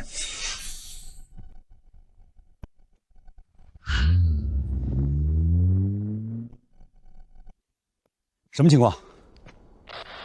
有人在外面拍照，车没挂牌，追不上。峰哥，你来了，会不会是圣龙的人？大概率是。不用管，加强巡逻，矿口全部加装监控。峰哥，要不要报警？拍几张照片立不了案，让他们看吧，反正他们也看不出什么。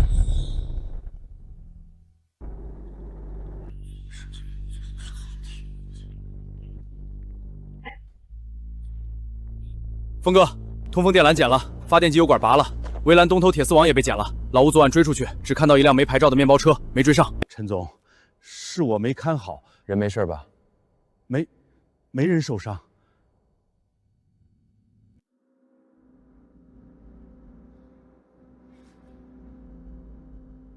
矿道里面动了没有？里面没动，只有外面设备被人搞了，现在刚恢复通风。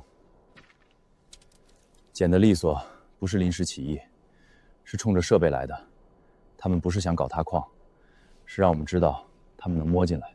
天明，3件事：今天之内，通风口和发电机全部加装铁栅栏，上锁；围栏外侧再加一道铁丝网，顶上拉一圈刺绳。夜班巡逻增加到4个人，一组守矿道，一组巡外围。大伙儿听我说，昨晚有人不想让我们好好开工，但他们的本事也就这点儿，半夜摸进来剪根线，拔根油瓶，连矿道都不敢进。该干活干活，外面的事儿我来解决。明天跟我去南边。峰哥，又发现新矿。铜矿确认，储量等级小型，价值预估800万，矿层极浅，开采成本低，适合快速开发。峰哥，这矿也太小了吧，还不够咱塞牙缝。小矿有小矿的好处，挖得快，出矿快。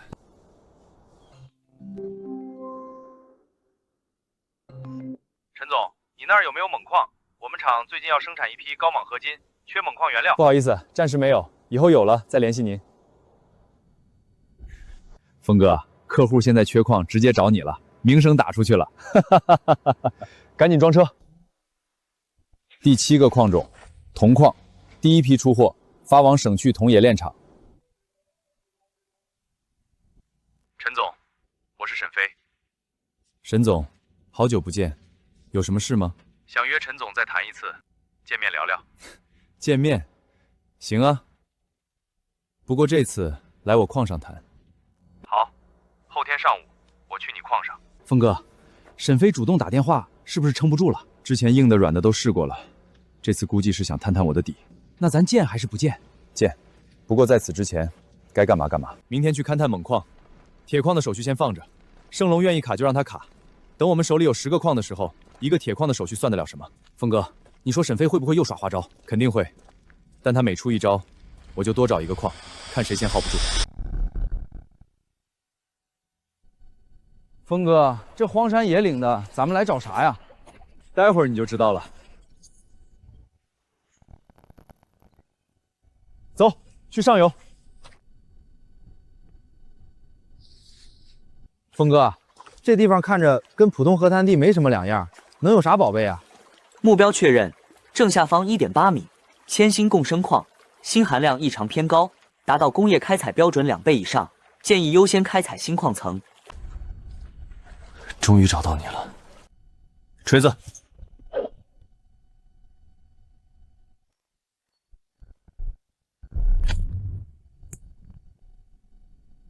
峰哥，这是啥？铅锌矿，灰色的是方铅矿，金黄的是闪锌矿。值钱吗？当然值钱，而且这片矿脉锌含量很高，咱们光是卖锌就能回本。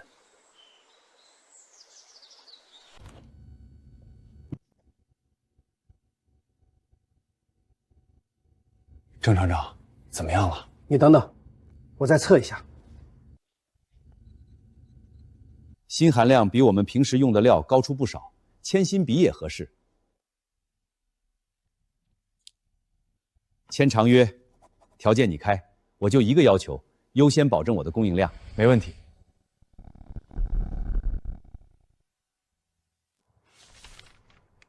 沈总，陈峰这个月又新增了铜矿，7个矿同时出货。省矿业协会统计，他的出货量已经排进全省民营矿企提5了。从他拿到翡翠矿到现在多久了？不到2年。备车，我亲自去他矿上看看。沈总，您亲自去？硬的手段试过了，软的也试过了，都不管用。这个人很有能力，如果能收到盛隆旗下，比继续耗下去划算。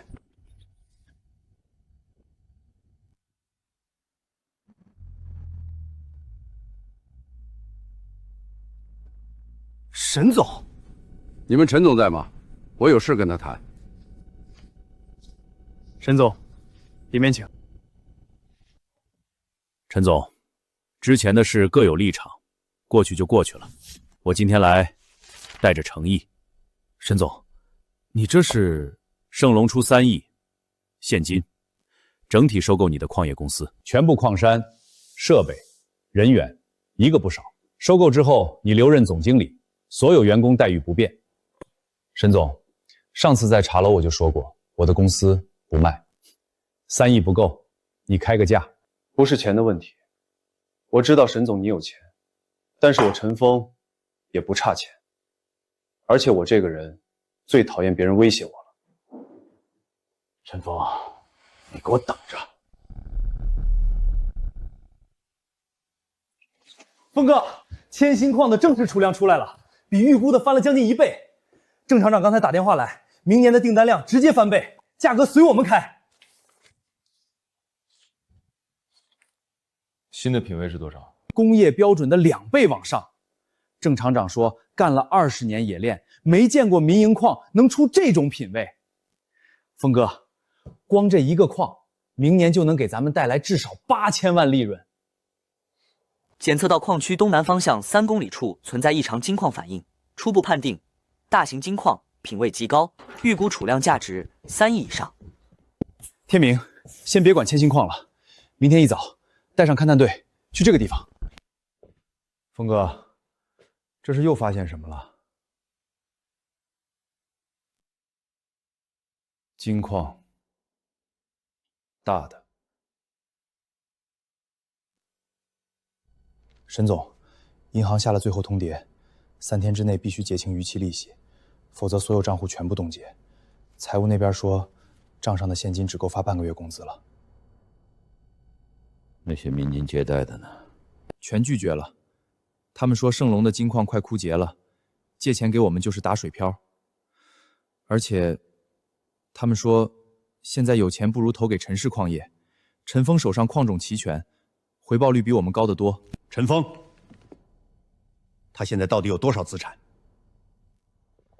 业内估算，他手上的矿种已经超过10个，总估值接近8个亿，而且他没有任何负债，全是现金流。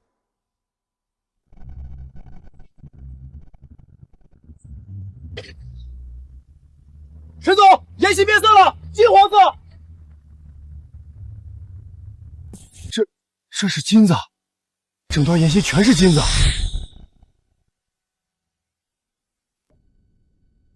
不是整段都是金子，是金矿脉。1吨矿石含金量至少20克以上，这个矿一旦投产，1个月能出1吨黄金。1吨黄金，按现在的金价，就是将近4个亿。什么？1个月4个亿？天明，马上通知财务，本金矿开采设备采购方案。另外，把消息放出去，让全行业都知道，陈氏矿业发现了大型金矿。峰哥，消息放出去会不会太张扬了？沈飞，他不是靠金矿起家的吗？我要让他知道，他引以为傲的东西，在我这里只是一块随处可见的石头而已。峰哥，这是今天一天收到的合作意向，省内3家黄金冶炼厂，省外2家珠宝集团，还有2家银行想给咱们授信，额度加起来3个亿。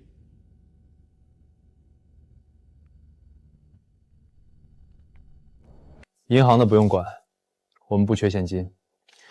冶炼厂挑2家签长约，价高者得。对了，峰哥，还有个事儿，盛隆那边有动静了，他们财务总监今天正式辞职了。沈飞现在连财务负责人都没了，银行催款律师函已经贴到他们公司大门口了。沈飞那座金矿品位一直在下降，现在1吨矿石含金量不到3克。我们这座金矿品位是它的7倍，金价一样，成本一样，我们的产出却是它的7倍。峰哥，你这一座金矿等于断了沈飞最后的活路，他现在除了等死，什么都做不了。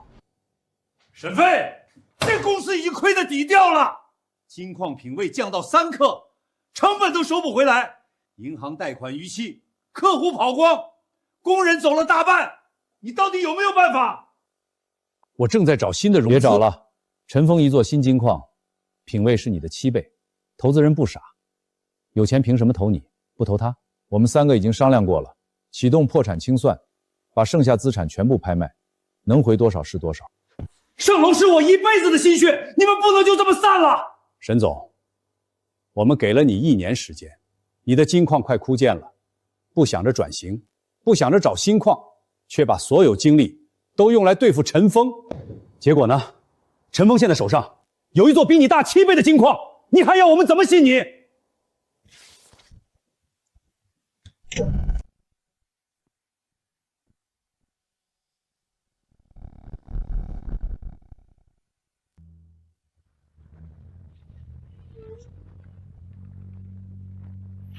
峰哥，这一车矿石能炼出多少黄金？大概15公斤，按今天的金价，差不多600万。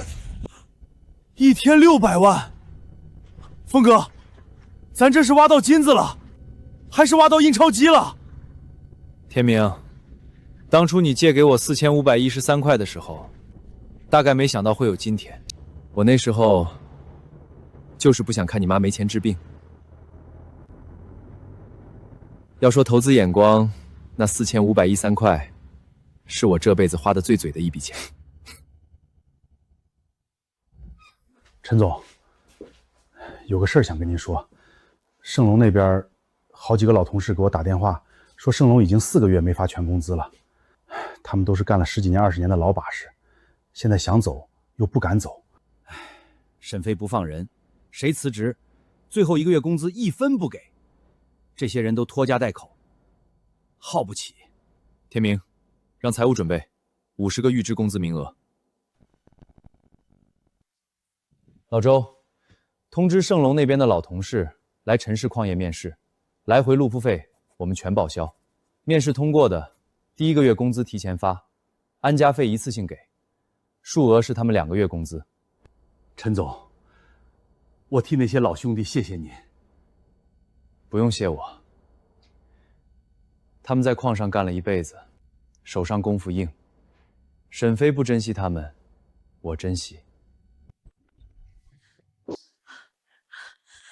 沈总，今天一天有40多个人辞职，全是矿上的老把式，干了20年的老师傅都走了。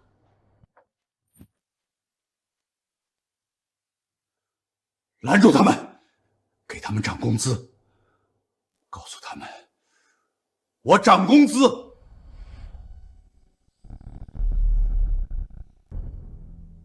小陈，你这座金矿一出来，整个江省矿业格局彻底变了。以前盛隆是省内前3，现在你的陈氏矿业，光一座金矿的产值就超过了盛隆全部矿山。协会已经在讨论重新调整江省10大民营矿企排名。排名我不在意，我在意的是沈飞现在还有多少家底能撑下去。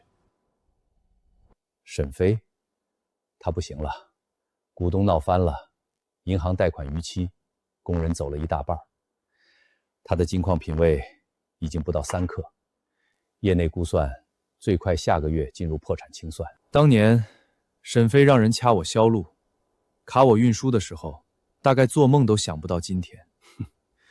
他的金矿枯竭了，客户跑了，工人走了，现在连破产清算都撑不到。沈总，按照公司章程，超过半数股东同意即可启动破产清算。目前持股比例已超过65%的股东已经在申请书上签字。我沈飞混了30年，从一个小矿井做到盛伦集团，没想到最后是被自己人逼着签字。沈总，不是我们逼你，是陈峰逼的。他那一座金矿出来，咱们这座马上变成废矿，投资人撤资，银行催债，工人跑光，不破产还能怎样？盛隆矿业名下全部矿山、设备、矿权，打包起拍价8000万，请出价。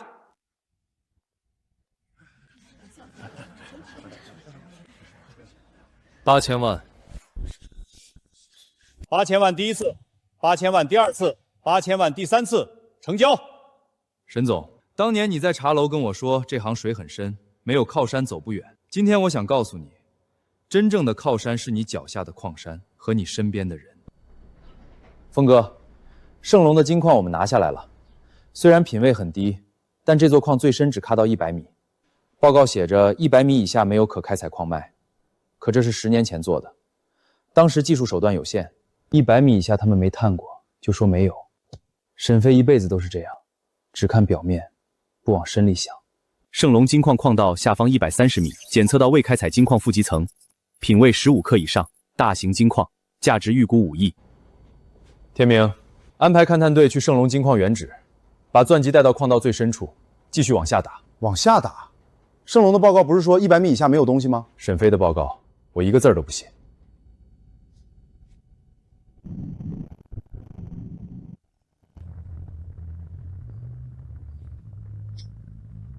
陈总，颜系变色了，又有新的矿种出现了。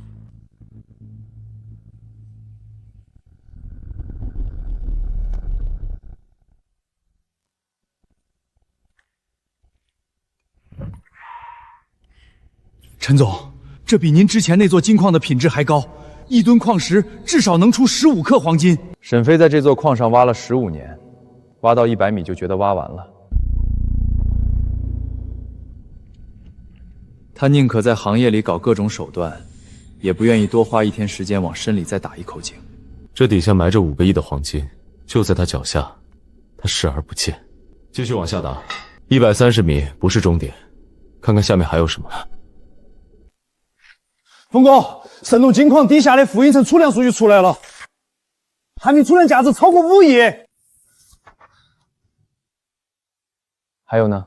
还有，钻机达到200米时，在金矿层下面又发现了铜矿反应，品位也不低，等于咱们花8000万拍下神龙的矿山，光底下这条金矿负极层就值5亿，再加上铜矿，总价值奔着6亿去了。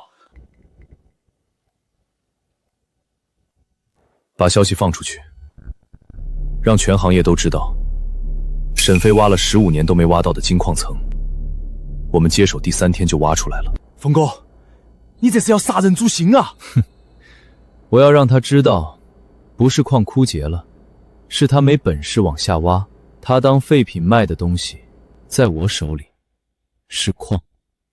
陈氏矿业今日宣布，在收购原盛隆矿业金矿后，在矿道深处发现大型金矿负极层，预估价值超过5亿元。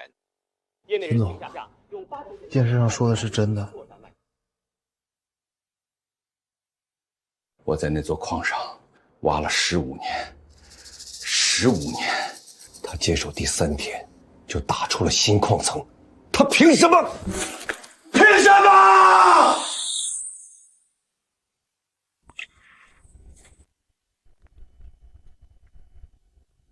峰哥，第一批从新矿层采出来的金矿石今天开始出货，3家冶炼厂抢着要，报价一家比一家高。沈飞在这座矿上挖了15年，把最好的矿层留给了我。天明，加快开采速度，今年之内我要让这座废矿的出货量超过盛隆当年的历史最高纪录。峰哥，3号金矿又往下打了50米，又发现新矿化反应了。这次是什么？技术部初步判断是铜筋共生矿，品位还不确定，但矿层厚度比上面那层还大。沈飞在这座矿上挖了15年，到100米就停了。我们接手不到1个月，130米、180米，层层建矿。走，去矿上看看。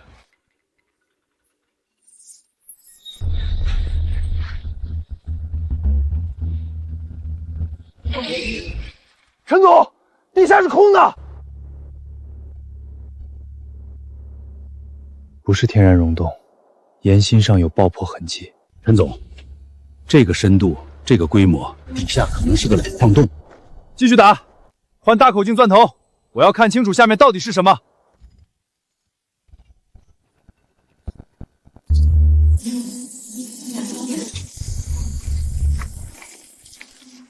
打通了，地下还有一个矿洞。拿设备来，我要亲自下去看看。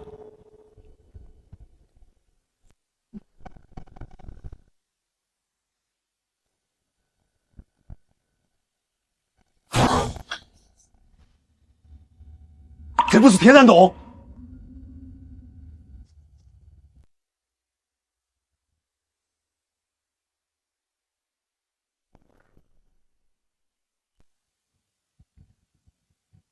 天明，这些档案记录的是战争时期的战略物资储备名单，上面的地点、数量，如果属实，价值不可估量。峰哥，这事太大了，把航道口封起来，加派人手24小时守着，没有我的签字，谁也不准下去。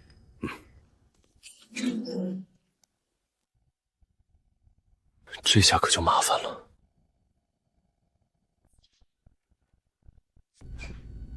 峰哥，井口已经派人守着了，知道这事的只有下井的几个人。哪位？陈总，你矿洞里的东西别碰。你是谁？你不用管我是谁，那个矿洞里的东西不是你的，我出1000万，你当什么都没看见。你觉得我差你这1000万吗？陈总，有些东西知道了对你没好处。峰哥，这人是谁？一个对矿洞里东西很感兴趣的人，他知道的可能比我们很多。从今天起，矿场安保提到最高级，所有进出口加人脸识别。另外，把这些档案锁进保险柜，密码只有我知道。峰哥，我找人问过了，这种规格的金属铃市面上根本没见过。上面刻的那行洋文，我找懂行的人看了，说是外国军需部的意思。军需部，那就是战时留下的东西。电话里的人出1000万，说明这些东西现在的价值远不止这个数。可是峰哥，谁知道他是不是虚张声势？万一他根本拿不出1000万来？他不是虚张声势，他说话的语气是那种习惯了大买卖的人。那咱怎么办？总不能真把东西给他吧？当然不给。这些东西既然在咱们的地底下，就不是他一个人的。天明，你明天去治安局找赵队长。赵队长？我跟他打过交道，之前矿区被人剪电缆那件事就是他帮忙查的，这人靠得住。韩总，矿上巡逻的人加了倍，铁丝网里面新装了探头，死角全都补上了。陈峰这小子倒是警情得很，电话里跟他好好谈，他不领情，那就别怪我不客气了。韩总，那些东西到底值多少钱？值得咱们费这么大劲？值多少钱？我告诉你，那些金属锭是当年歪国从处搜过来的高纯度贵金属，光那一批锭子，现在的市价就1个亿，更别提里面还有一批精密探矿设备，是当年歪国人用来勘测战略矿脉的。这些东西我找了5年，光是收买各地矿上的内线就花了上千万，好容易定位到这个废弃矿道，没想到被陈峰这小子捷足先登了。那咱直接派人进去抢，蠢货！他矿上现在戒备这么严，硬抢是找死。老六，帮我办件事，找几个做自媒体的，明天给我发一批爆料，内容我等号发你。陈峰不是硬气吗？我倒要看看他有多硬气。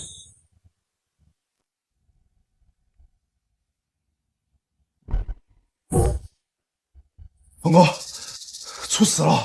说有人偷拍矿场视频，指名道姓骂赶咱们丝袜乱踩，播放量已经过100万了。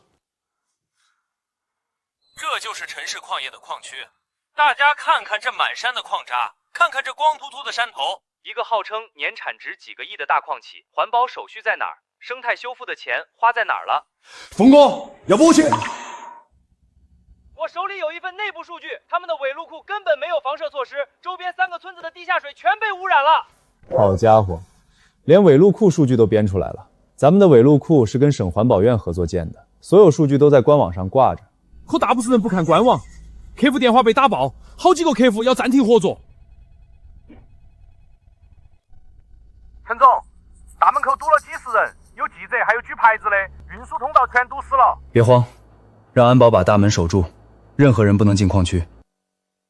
拍摄的让他们拍，不影响咱们生产。方会长，我想问问您，关于歪国军需部留下的东西，您知道多少？你怎么知道这些东西？我在一个老矿道里挖到了。我年轻时跟着老一辈跑矿，听他们讲过，当年歪国人在东大陆搜刮了10多年，坠金属、稀有矿石、精密设备数量惊人。客走的时候运不完，就在各处矿山建了秘密仓库，把东西封在矿道深处。这些年不是没人找过，但当年歪国人封仓库时用了定向爆破，矿道塌得干干净净，加上后来几十年地质变动，知道位置的老人都去世了。可现在有人盯上我了，昨天有人打电话出1000万，让我当什么都没看见。1000万？这人知道你在哪个矿里挖出来的？应该不知道具体位置，但他对我的矿场很熟悉，前几天刚派人来偷拍过。小陈，你遇到的不光是一个文物贩子，能在短时间内调动自媒体给你施压，这个人的能量不小。你想想，你的生意圈里谁跟你有仇？新能源集团的老总韩月之前想截我的矿脉没截成。韩月的背景不简单，新能源只是他明面上的生意，底下还涉及稀有金属的灰色贸易。方会长，谢谢你。这批东西既然在咱们的土地上，就不能让它流土。陈总，你是说有人对你的矿场进行威胁？不光是威胁，赵队长，我矿上发现了一批歪国战时遗留的物资，价值不菲，有人盯上了。先是打电话出1000万让我别碰，接着就有人来偷拍矿区，在网上造谣。我怀疑这2件事是同一伙人干的。歪国遗留物资，你确定？这是从矿道里取出来的，上面刻着歪美军需部的标记，这个做不了假。这东西按规定属于战时遗留物资，需要上报处置。我不卖，我来找您，就是想走正规程序。但这伙人不肯善罢不休，我怕他们狗急跳墙。陈总，你心里有主意了吧？直说。赵队长，我想请您配合我演一场戏。什么戏？我对外放消息，就说要转移这批物资，他们一定会在路上动手。到时候您带人收网，人赃俱获。你有把握他们会上钩？如果他们在乎这批东西，就一定会来。1亿多的货，换谁都不会让他白白挑走。行，我安排人配合你。这批样品明天一早必须运到省城检测中心。路线上次走过，走西郊老矿场那条路，那边人少，不堵车。别问了，赶紧装，装完的车还有一车，今晚必须全部封好。陆哥，这批东西沉甸甸的，啥矿石这么重？不该问的别问。好，好，好，我不问，上个厕所去。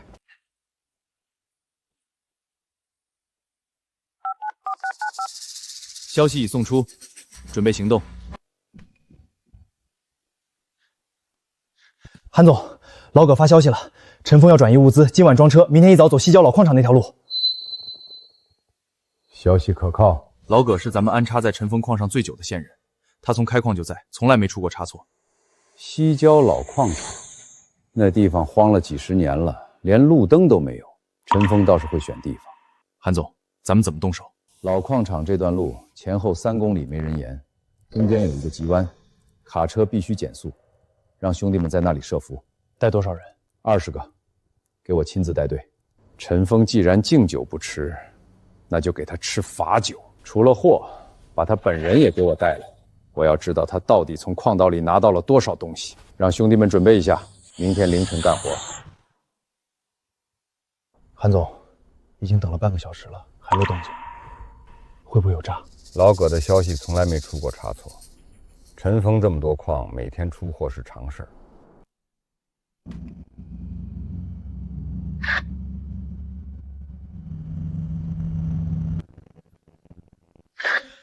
目标出现，准备行动。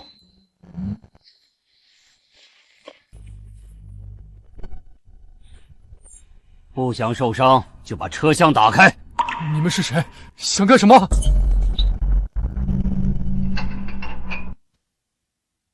开枪！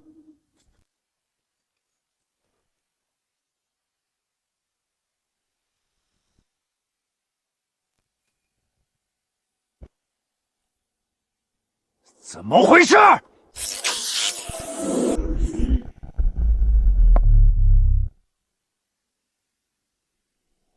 全体不许动，放下武器，原地抱头蹲下。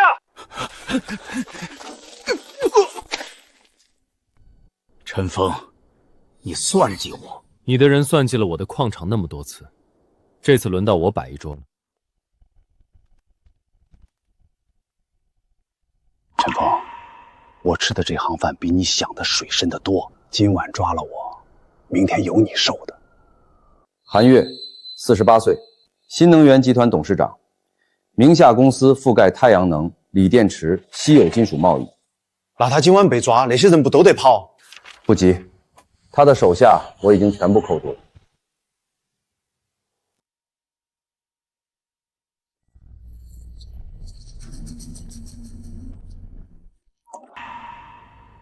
陈总，来看我笑话？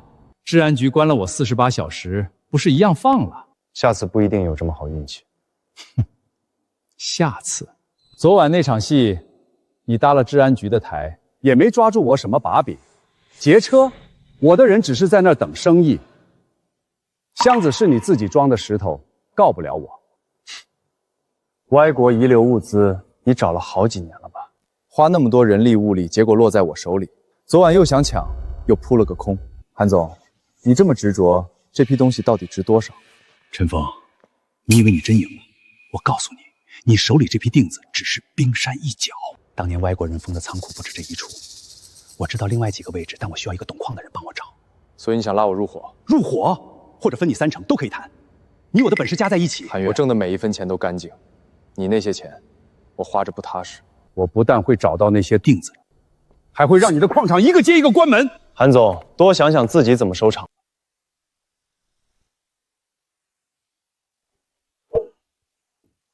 峰哥，查到了，那辆车登记在韩月的新能源集团名下，看样子韩月人已经到你老家了，他们在查你的底。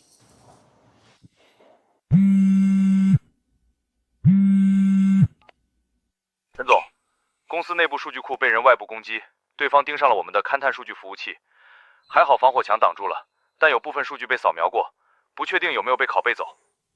他们想从我身上挖出东西。挖什么？韩月一直想知道我找矿的准确率为什么这么高，他派去村里的人打听我的过去，攻击我的数据库，想偷勘探记录。他想知道我到底凭什么能不断发现新矿脉。峰哥，这事不能忍，咱们得把韩月的老弟也挖出来。陈总，刚才好几个部门的主管跟我反映，他们收到一封群发邮件，说咱们公司偷税被立案调查了，发件人是匿名，但内容很详细，连咱们上季度的出货单数据都有。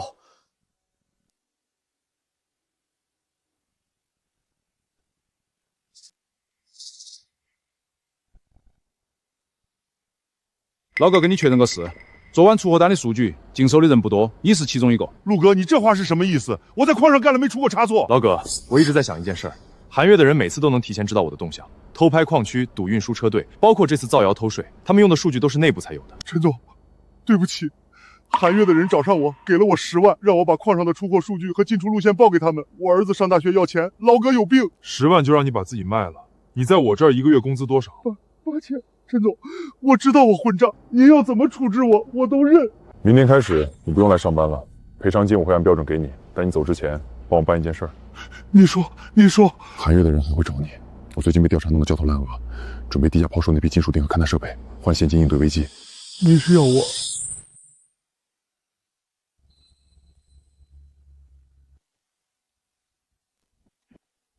就是这个歪国军需部的标记，陈峰，你倒是帮我打包好了。韩总，货到了，钱呢？钱？陈峰，你现在被调查，矿场都快开不下去了，还有心思跟我谈钱？你什么意思？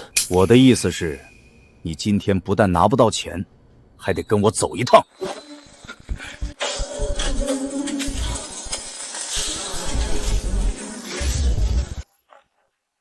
全部不许动，放下武器，蹲下。你又是个套。同样的套路你中2次，韩总，你对自己的智商是不是太有信心了？我的仓库在南山那边，你们找不到。今晚抓了我，明早照样有人取货。陈峰，你什么也改变不了。多谢告知，南山我会去找的。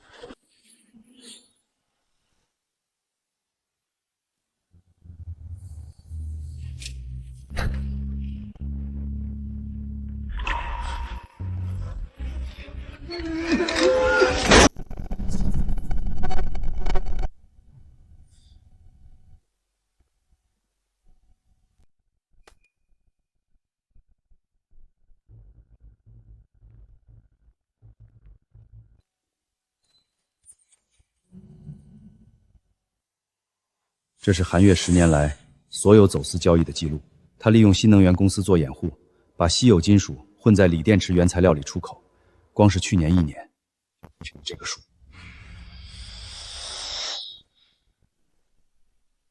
韩月交代了，当年歪国人封了不止这一处仓库，他这些年从其他地方挖出了不少锭子，卖的卖，藏的藏，还没来得及卖出去的全在这儿。根据现有规定，这批遗留物资一部分归公处置，一部分按规定折抵给发现者作为处置费用。陈总，这批东西是你发现的，也是你配合破案的，会给你一份合理的奖励。总共1200多块锭子，高纯度稀有金属，总价值折合下来大概3亿多。这批东西按照规定，部分充公，部分折算处置费奖励给你。这是主管部门的正式函，你这次配合破案有功，按规定折抵的奖励金是你该拿的。另外，你矿道深处挖出来的那些物资也全部登记备案了，归属权清晰。说实话，我在这行干了20年，走私的、倒卖矿的见了无数，像你这样自己挖出来主动上报的几乎没有。这是我应该做的。你们看，陈峰上新闻了，他帮治安局破了一桩大案。走私什么？歪国遗留物资？乖，这不是咱们后山的东西吧？不是，人家新闻里说了，是在南边找到的，跟咱村没关系。但是陈峰这人确实厉害啊，以前怎么没看出来？风儿，你可算回来了。新闻上说你帮治安局抓人，是不是跟上次打听你的那些人有关？你有没有受伤？妈，我一根头发都没少。那些人被抓了，以后不会有人来找麻烦了。风儿，我看新闻上说那是歪国人留下的东西。歪国当年在咱们这儿做过不少恶事，如今这些东西能重见天日，也算是个交代。你现在不一样了，以前我总跟你说，人要有骨气，不能被人欺负。你现在有矿有钱也有名，但最重要的是干什么都对得起良心。我记住了。峰哥，韩月的案子被正式立案了，走私网络一共涉及37个人，6个仓库的遗留物资全部清点完毕。赵队长那边说，咱们这次配合破案立了大功，主管部门准备给咱们发一个表彰。表彰不重要，咱们那些被韩月搅黄的客户呢？全回来了，不光回来了，还带了新客户。之前跟咱们取消合作的那3家，今天早上全打电话来道歉，说之前是被韩月派人威胁了。现在韩月倒了，他们求着比原来涨了10%。跟他们签，不过加一条，合同里写明，任何一方不得因第三方施压单方面解约，否则双倍赔偿。还有，方会长上午打电话来问你下周有没有空。方会长，什么事儿？他说省矿业协会准备提名你参选年度行业杰出人物。方会长还特意说，以前这个奖都是给老牌矿起的，今年该轮到你了。替我谢谢方会长。不过这种虚名，参不参选无所谓。你告诉他，我收下这份心意。检测到北部海域存在异常矿化反应，距离120海里。峰哥，怎么了？走，叫上勘探队，明天出海。出海？这才刚开始呢。